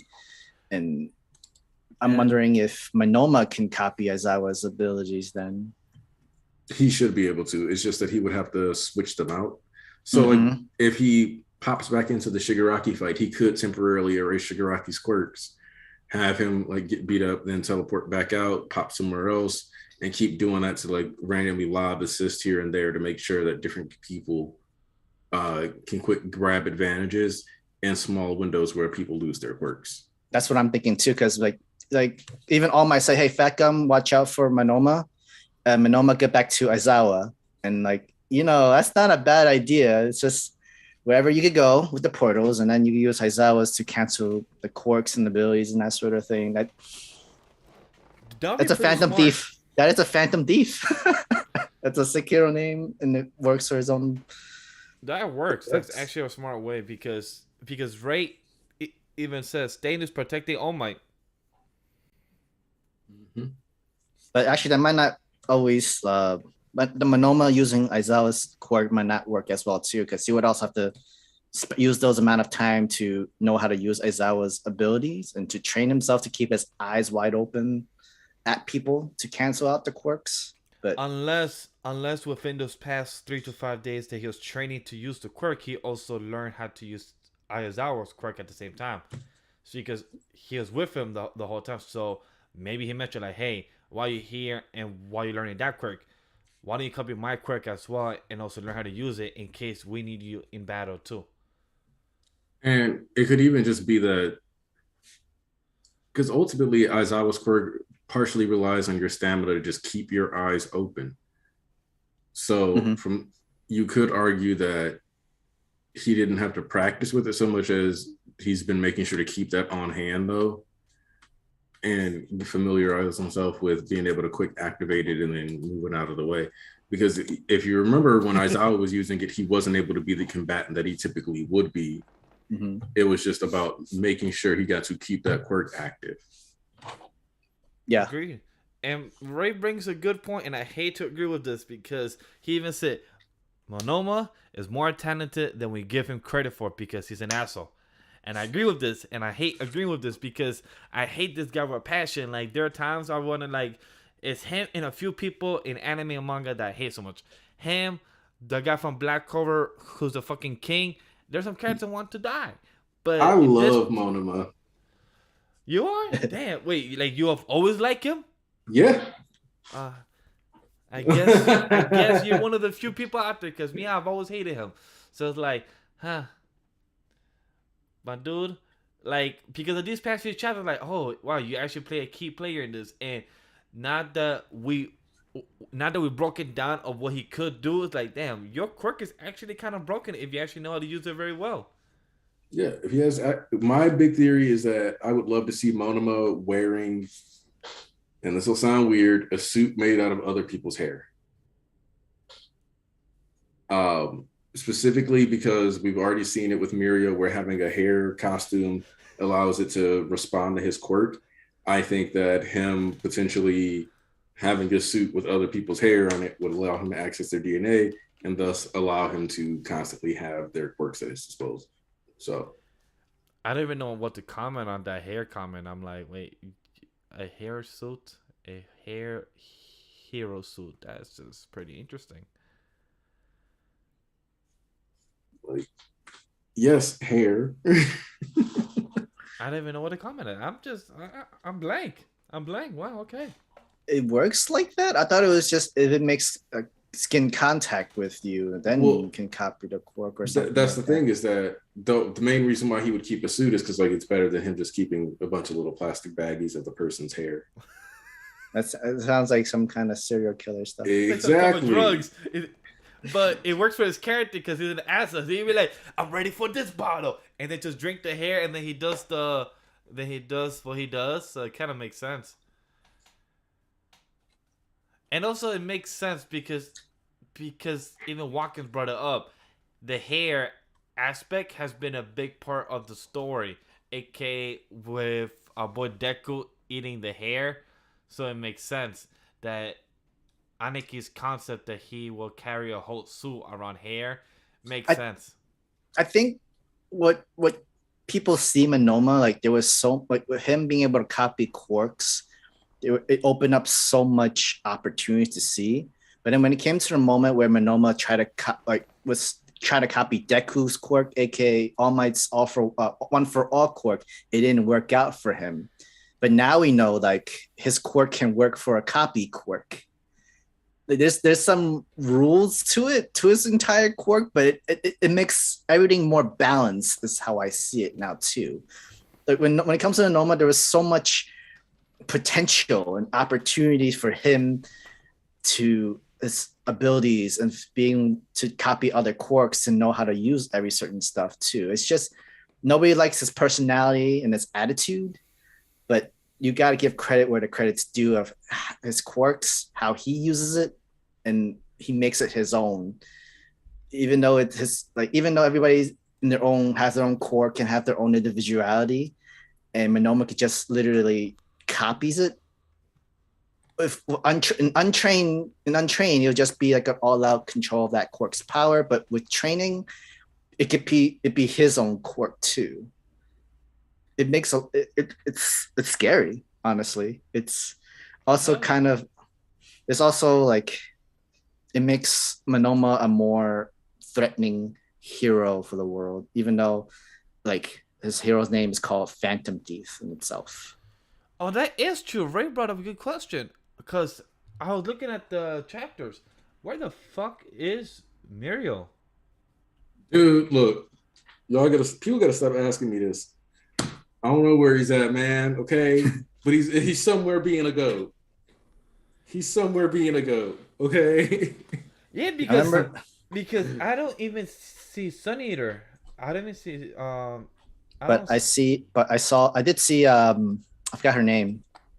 The other big three of UA. Nejire. And she came out of the portal. Yeah, she did come out the portal because she's right above Neko. No, wait. Right, yeah, she's about that too. Yeah, right there, Sun Eater and Ajita. So where the fuck is Miro then? Oh, he's probably protecting our little girl. I think it's totally valid that he could be with Eri because I think we don't know whether or not All For One knows about Eri, and Rewind being one of the strongest quirks we've been introduced to in the series, period, makes it where there's this big nebulous question mark where on one hand, Eri doesn't need to suffer anymore as a character. Like her arc is about moving past all that kind of stuff. So I have zero issues with this not happening in the story, especially because All For One may or may not have access to this information. But an All For One who's aware of Eri, I feel like targets Eri. So maybe having Muriel be around in that space is specifically to help avoid that kind of issue. You know what I mean? Yeah, that's why I said that he's probably with Eri, because that makes sense, because we see Sun Eater there, we see Najita there, so where the fuck is Miro? But it makes sense that if he is with Eri and there's no other heroes to protect Aizawa, anybody else, they're all doing their own mission, their own stuff. who else could protect Eri? So it makes sense that our boy Miro is with her. So it makes total sense for that reason. You least expect it, he will. Right? Yeah, I definitely see that because he did it before. He could do it again. That is true. You know, my boy could come out of the ground and be like, I am here. And just start the fuck smacking people around like no tomorrow. He just smacked around and says, power. That's it. That's definitely true. He can learn to pop up and say that. All right, but I think now I'm fully done with my hero thoughts. I think I'm good now. I'm good on my end. Same. This Horikoshi is not missing. Every chapter has been very cool, really interesting. The momentum has not decreased once in every chapter for a while. For a while now. Months. Agree. So, if we did leave any thoughts or any additions you guys want to leave it in the comment section down below, definitely comment or Discord, or definitely go check us on Twitter. And if you want to ask us anything, no information of Aniki and also down below. But the last series we're going to discuss is Undead Unluck chapter 100. It reached a milestone. We're going to talk about it. It's the last discussion. So, who wants to start us off of what they felt for chapter 100, or this big milestone of Undead Unluck?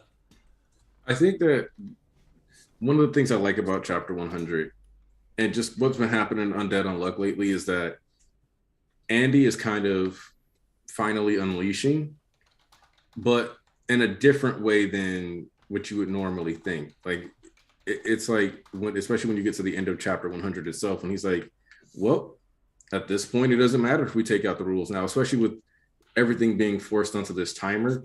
And it just goes to show that like the being that they refer to as God in this series is so antagonistic towards his creation. Where when you realize that defeating the seasons or not defeating the seasons wouldn't have mattered because the same like penalty or whatever type of effect would have happened. So it's like no matter what happened, it was always a trap. They were always going to be screwed. And I think that's kind of wild that that's the route that the story has gone. It's not it isn't necessarily surprising, but it is kind of like, damn, you really are just this dedicated to villainy, huh? It's intriguing is where I will put it, because I try to put so many people onto Undead Unluck, but their excuses more, they're tired of the new Shonen series and everything. But I tell them like this type of power system is so unique and different to me that we don't see it much in manga, where it's so vibrant with the color spreads. And like, for example, in fucking in page 6 and 17, just to see all those creatures and just our boy Andy in just a head only talking to them and understanding it about what's going on right now. It's just crazy of how this whole fight is going. Like there's fucking seeds, monsters, a whole type of fucking bug and everything. Yeah, all the umos, but like there's all different types of umos going at it at once right now. And it's just to show that for chapter 100, the chat is even saying it, like it shows of how much the series has gone with 100 chapters, story bits. And for like Aniki said, like God, like we expected God to be much more, but it's literally God don't give a fuck. I mean, yeah, like when it going up to chapter 100, chapter 99, it goes back even full circles of what was supposed to be Undead Unluck was the greatest death ever. Yeah, for Andy. And then there's also more kind of powers besides the negation. There's also the power of the soul, which caught the interest of Fang, because I could get much stronger if I know more about the soul, which is it's just cool, but at the same time a little weird. Because how did that work when it came to Shen and Mui? Well, if you look at, so I think what that lets us know is that there's room for Shen to get stronger just by the soul thing. but then also we have where you have Unruined very much seems to be like a vampire. He is, yeah. I see the Yes, vampires. I've He been is a saying that. vampire for sure. So to me, it seems like he's a vampire who ended up being a negator.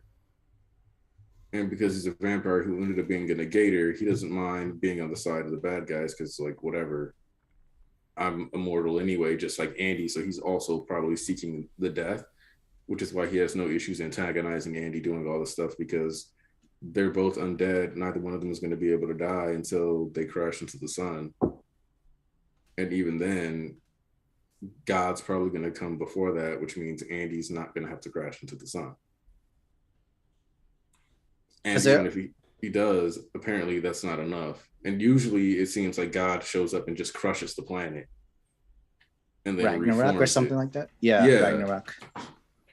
So, yeah, when it came to the evolution, the revolution thing, and like the Earth was getting closer to the sun because we lost 3 of the season, a lot of people got confused about that sort of thing with when it came to rotation of the sun and then revolution of the Earth and the sun. And then the next following chapter, it's they kind of clear it up and that sort of thing. They're trying to use the other Umas as substitutes for the other seasons, but that's just to prolong until like they get the final mission 3 months from now. I could definitely see one of those Umas that Andy's going against in hard mode. I don't know why it's called that for sure. I have no idea why it's called hard mode, but because the world of Undead Unluck plays like a video game. Maybe. Or you just want to be thirsty out here. That too. Oh no, he got killed. Don't worry about that. He got killed, so there's no more thirst. It's funny because I was looking at the comments on the Shonen Jump site, and somebody was like, I wonder if killing thirst means people are never going to be dehydrated again, or if we don't have to deal with people being unnecessarily horny. That's why I made that comment, because I'm like, it's either people are not going to be drinking water no more, or people are not going to be horny no more. It's either or, and if I had to choose, I'd rather not drink water no more. Oh my goodness. I mean, like, so killing each Uma helps destroys a rule within the universe, it seems like. And like from that image and picture, there was thirst, there was like some kind of time dynamite kind of dragon thing. And we've seen the peak of this power, like literally everything, like a whole time stop when it came to what happened to the colors of the world, what happened to everything. Because there's a magma dragon, there's what looks to be like just in general living stone, giant bugs, a clock on his head, clock on some creature's forehead. I'm not sure. I think with a dynamite tongue. There's a dynamite tongue too. Oh shit! I didn't notice the dynamite. I just thought it was a tongue. And that's a grenade pin on its back. Oh fuck! So the design. It's a time bomb. Maybe it's a time like a bomb Uma. Yeah, because I remember back when we were noticing the world of Undead Unluck, it was just like Chainsaw Man. How it's just like how Chainsaw Man don't have any Sundays or don't have any months. It's the same thing with Undead Unluck, that there's no, months or days as well, because of certain things that got killed because of the rules. Yeah, because like from 2 chapters back, we see other members of the Union are collecting other Umas to help at least like cool down the earth. I can definitely see the giant golem that's moving the trees can also be a part of spring substitute. The magma dragon could be part of summer. Yeah, because they got the Uma snow and some other stuff like that. Yeah, and atmosphere? Yeah, Uma atmosphere. And then there's some kind of Uma that's about bugs and insect. We get rid of that one. We're good. We get rid of that one. Yo, I wish there's an Uma to kill cockroaches and bugs, because I would love to kill it. Because those, oh my goodness, gone, bugs gone. I want it gone, evaporated, burned alive in a nuclear warfare, just away. I hate bugs. I hate spiders. I'm tired of them. Unless a spider that bites me and then it gives me some type of Spider-Man powers, then I don't mind. That I don't mind. That stays.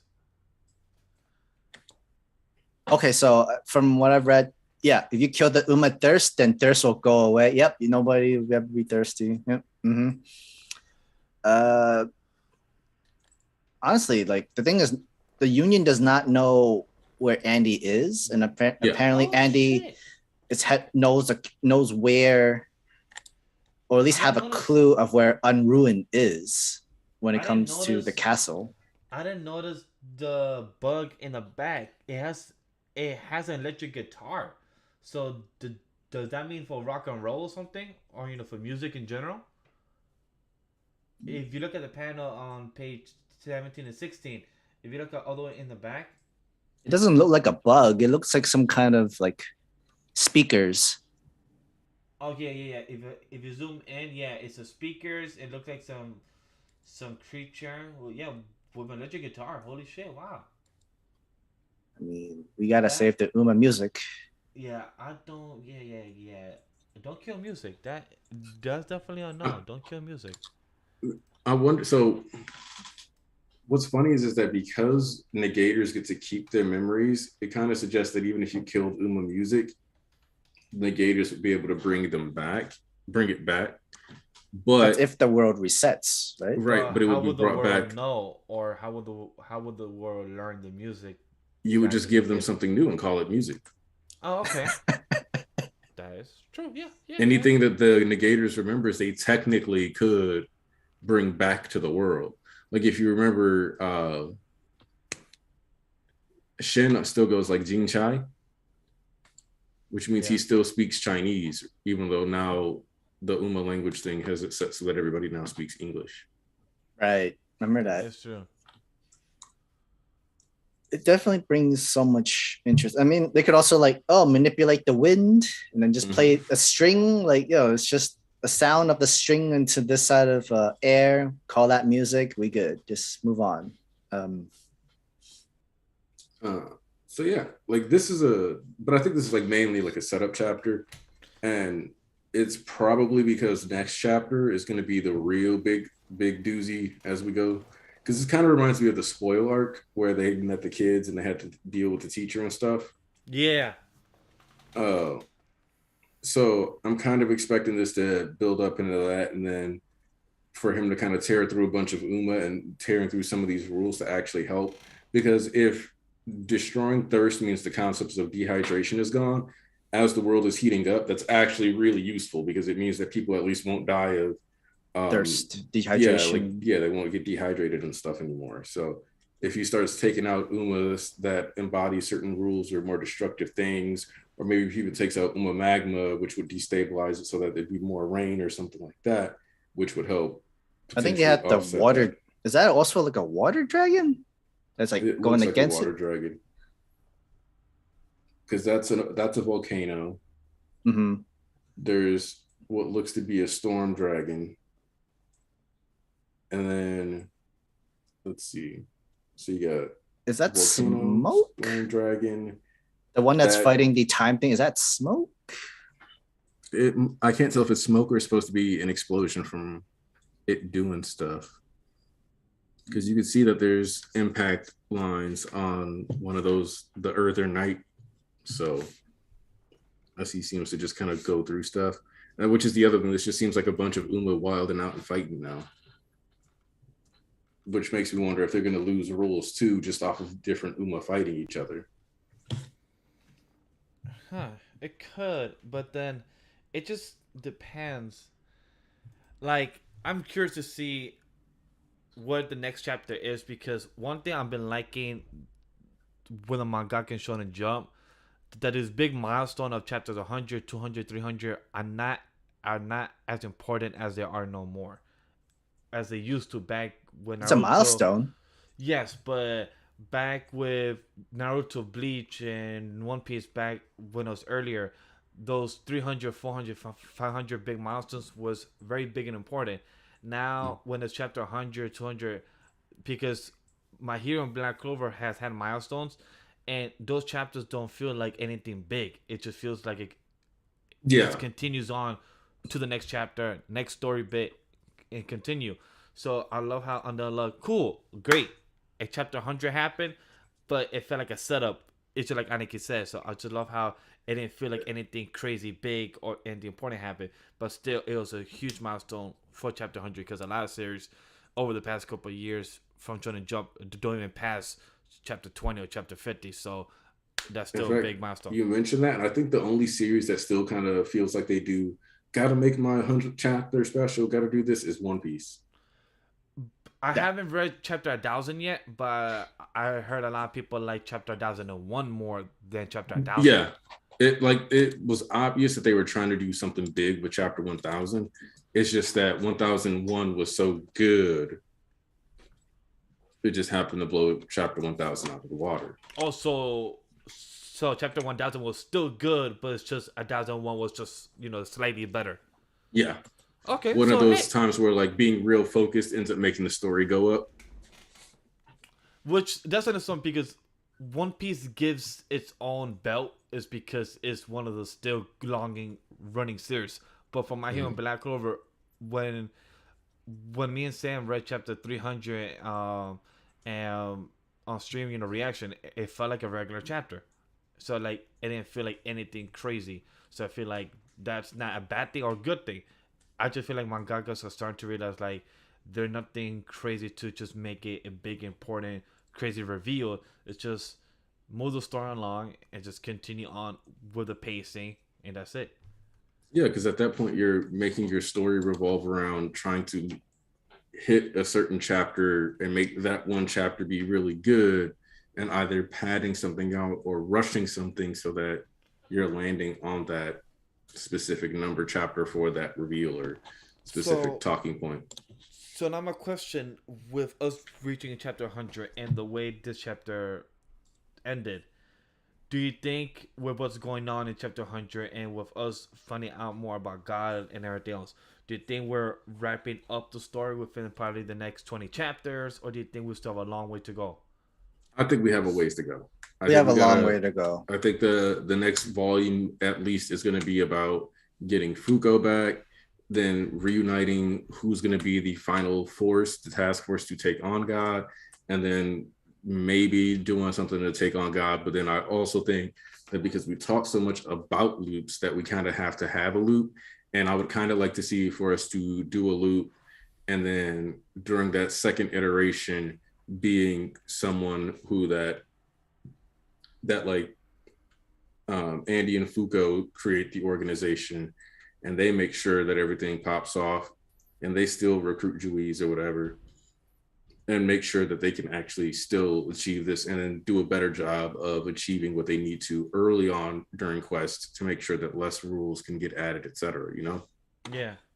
I say there's also a lot more to come too, because from chapter 99 we learned one of the rewards was the Aegis tree, a shield, one of the 3 sacred spirit treasures that fights against God. There's still 2 more weapons that they need.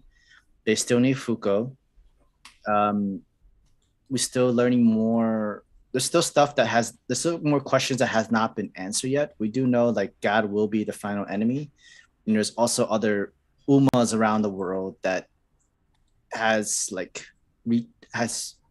certain powers, certain level of a standard of high intellectual and power. Because remember Uma Moon that Jules made a deal with, that Uma in itself was like could have been a god in its own place, but it seems like we don't have the entire answer. The castle in itself is where Andy's suit, the Uma clothes thing, was afraid of to go to too. It's a lot. There's so much planning that needs to be involved before the final battle, but there's still also that final mission, like the last mission before Ragnarok too. And we know that one of the rewards had to be another sacred spirit treasure weapon of some sort.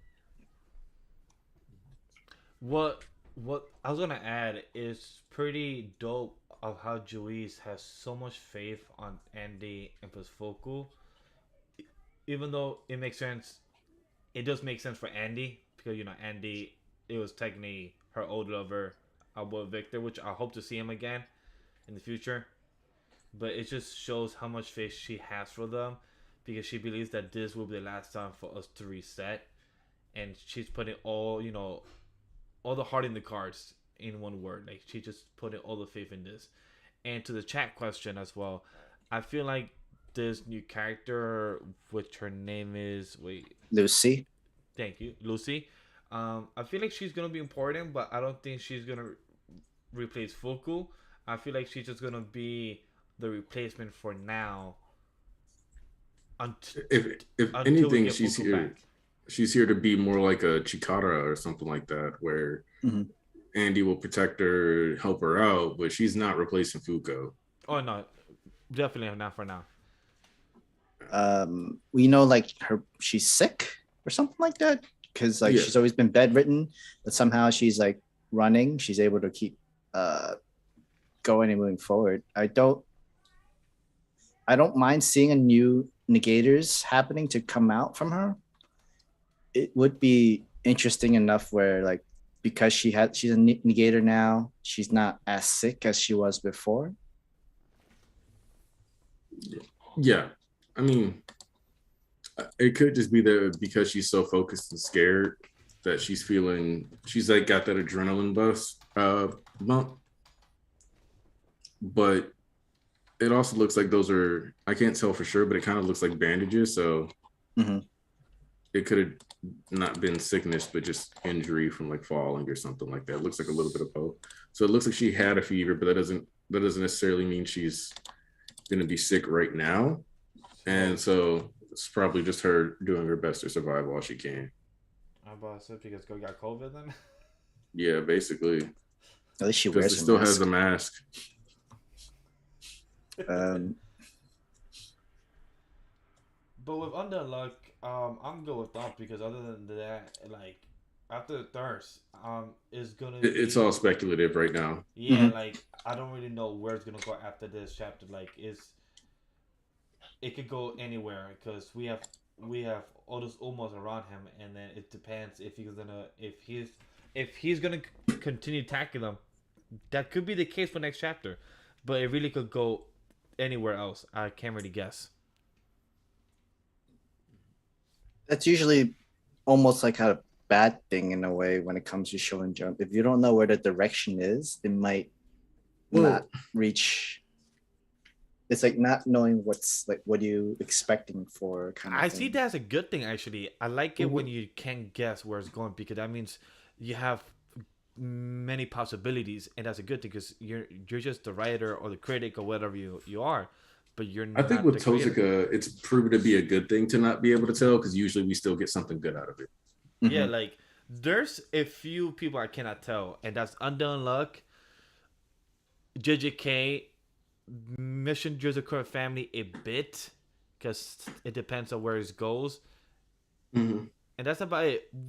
One Piece I could guess sometimes where it's going, but there's like a small percentage I cannot tell where the fuck is going next. But it's like you have to hope you kind of have to hope that your non-expectation, or you don't know the direction of it's going, pans out in the end, where the execution was worth the weight of not knowing, or didn't know this was going to happen or come up and bring that sort of stuff.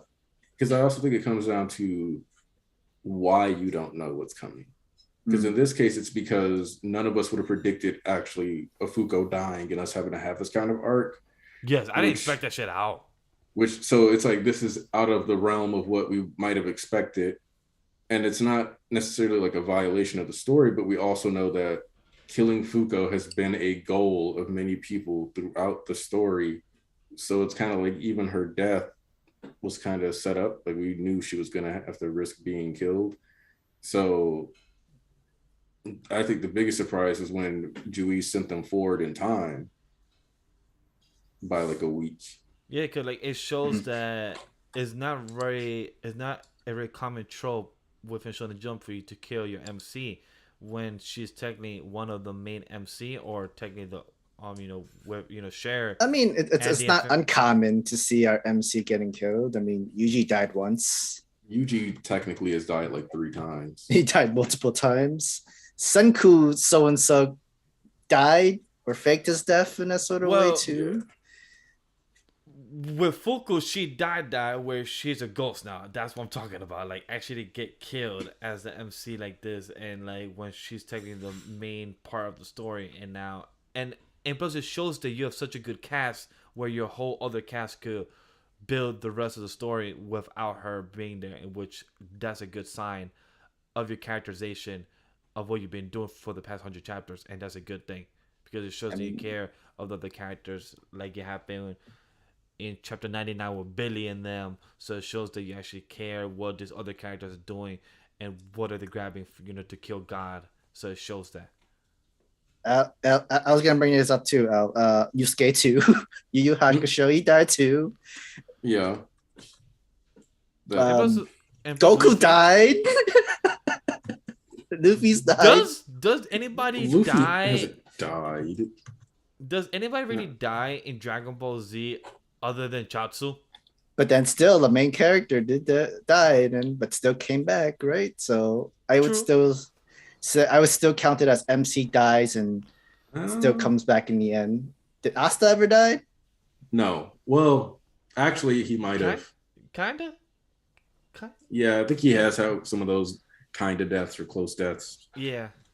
Well, overall, like, and plus Elvis, I think once you pass chapter 50 or 75, I think you're good. I think you're good from getting axed. Because right now, the story is still going and you're like up to a chapter 100 and you're just past the triple digits. So I feel like that's a good milestone. It's up to your sales. Like it needs to at least increase a little. It has to increase a little bit every single time, and like a good maybe 5 to 10% increase every year. Because Bleach got canceled out after like 300 chapters. 300 really that little? I felt like it was more. And Samurai 8 got killed in a year. And then Samurai 8 got a lot more chapters than most series in its position would get, though. Exactly. Yeah, it's up to the sales. Everything is all up to. Well, that also it was just horrible marketing. Like that was just horrible marketing for Samurai. It was also too much, too much talking, not enough action, like getting stuff going. Yeah, but shit goes and going on there. But I think we're good with Undead Unluck conversation. How do we feel? I'm good on it. All right, same here. Sam, you good? Mm-hmm. I'm good. All right, so that's our Undead Unluck conversation. So Sam and Aniki, have you guys read your other series you guys usually read? Let's see. I have actually. All right, so I guess I could ask you guys this question: what's your chapter of the week? What's your chapter of issue 13? Oh, you already know it's still My Hero. Let's not play. I have to give it to My Hero as well. JJK did well. It's a good second, I would say, of where it is and what's going to happen. My Hero was like the perfect blend of decent reveals, setup, high energy in of its own right, and with like that hitch on the plan, it's like, okay, now there's some actual drama and extra tension towards this other stuff. Things and more double spreads. Exactly how they want it. So yeah, it's like, yeah. All right, so me checking JJK and My Hero, for me, JJK, I had to give it slightly over to JJK just because I the sky warping, sky whipping and all that. Like it's just very intriguing with what's going on there. But I had to give it Yuta. Like it's just good. It gives you more questions about the lore and about the character. So I just, and with Yuta having that 2-on-1 match, it's just pretty interesting. So I have to give it to Yuta. Okay. So for me, that's my chapter of the week. That's fair. And people are saying Dr. Stone is gonna bring pain next week. I just hope it's good. I just want it to be good. Yeah. Yeah, like next chapter is end, like last chapter. Yeah, Sam. Next chapter is the last one. wow, there's a lot of chapter 5 force ended too. Like, man. Yeah, there's a lot of stuff ending around this time, so we'll just see. That's how I feel about all this stuff later. And I was like, we'll just see what happens. And My Hero is supposed to end at the end of this year too. So at the end of this year or the beginning of next year. So who knows? So a lot of things are ending.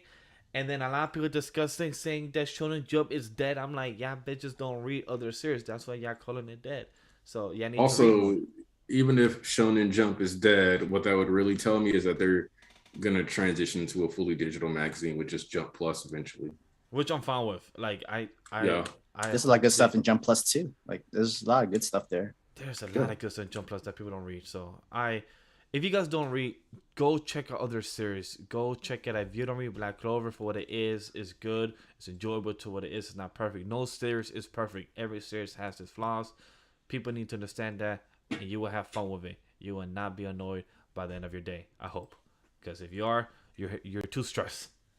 Yeah, but Aniki, it was nice to have you here, my brother. Hey, it's been a long time.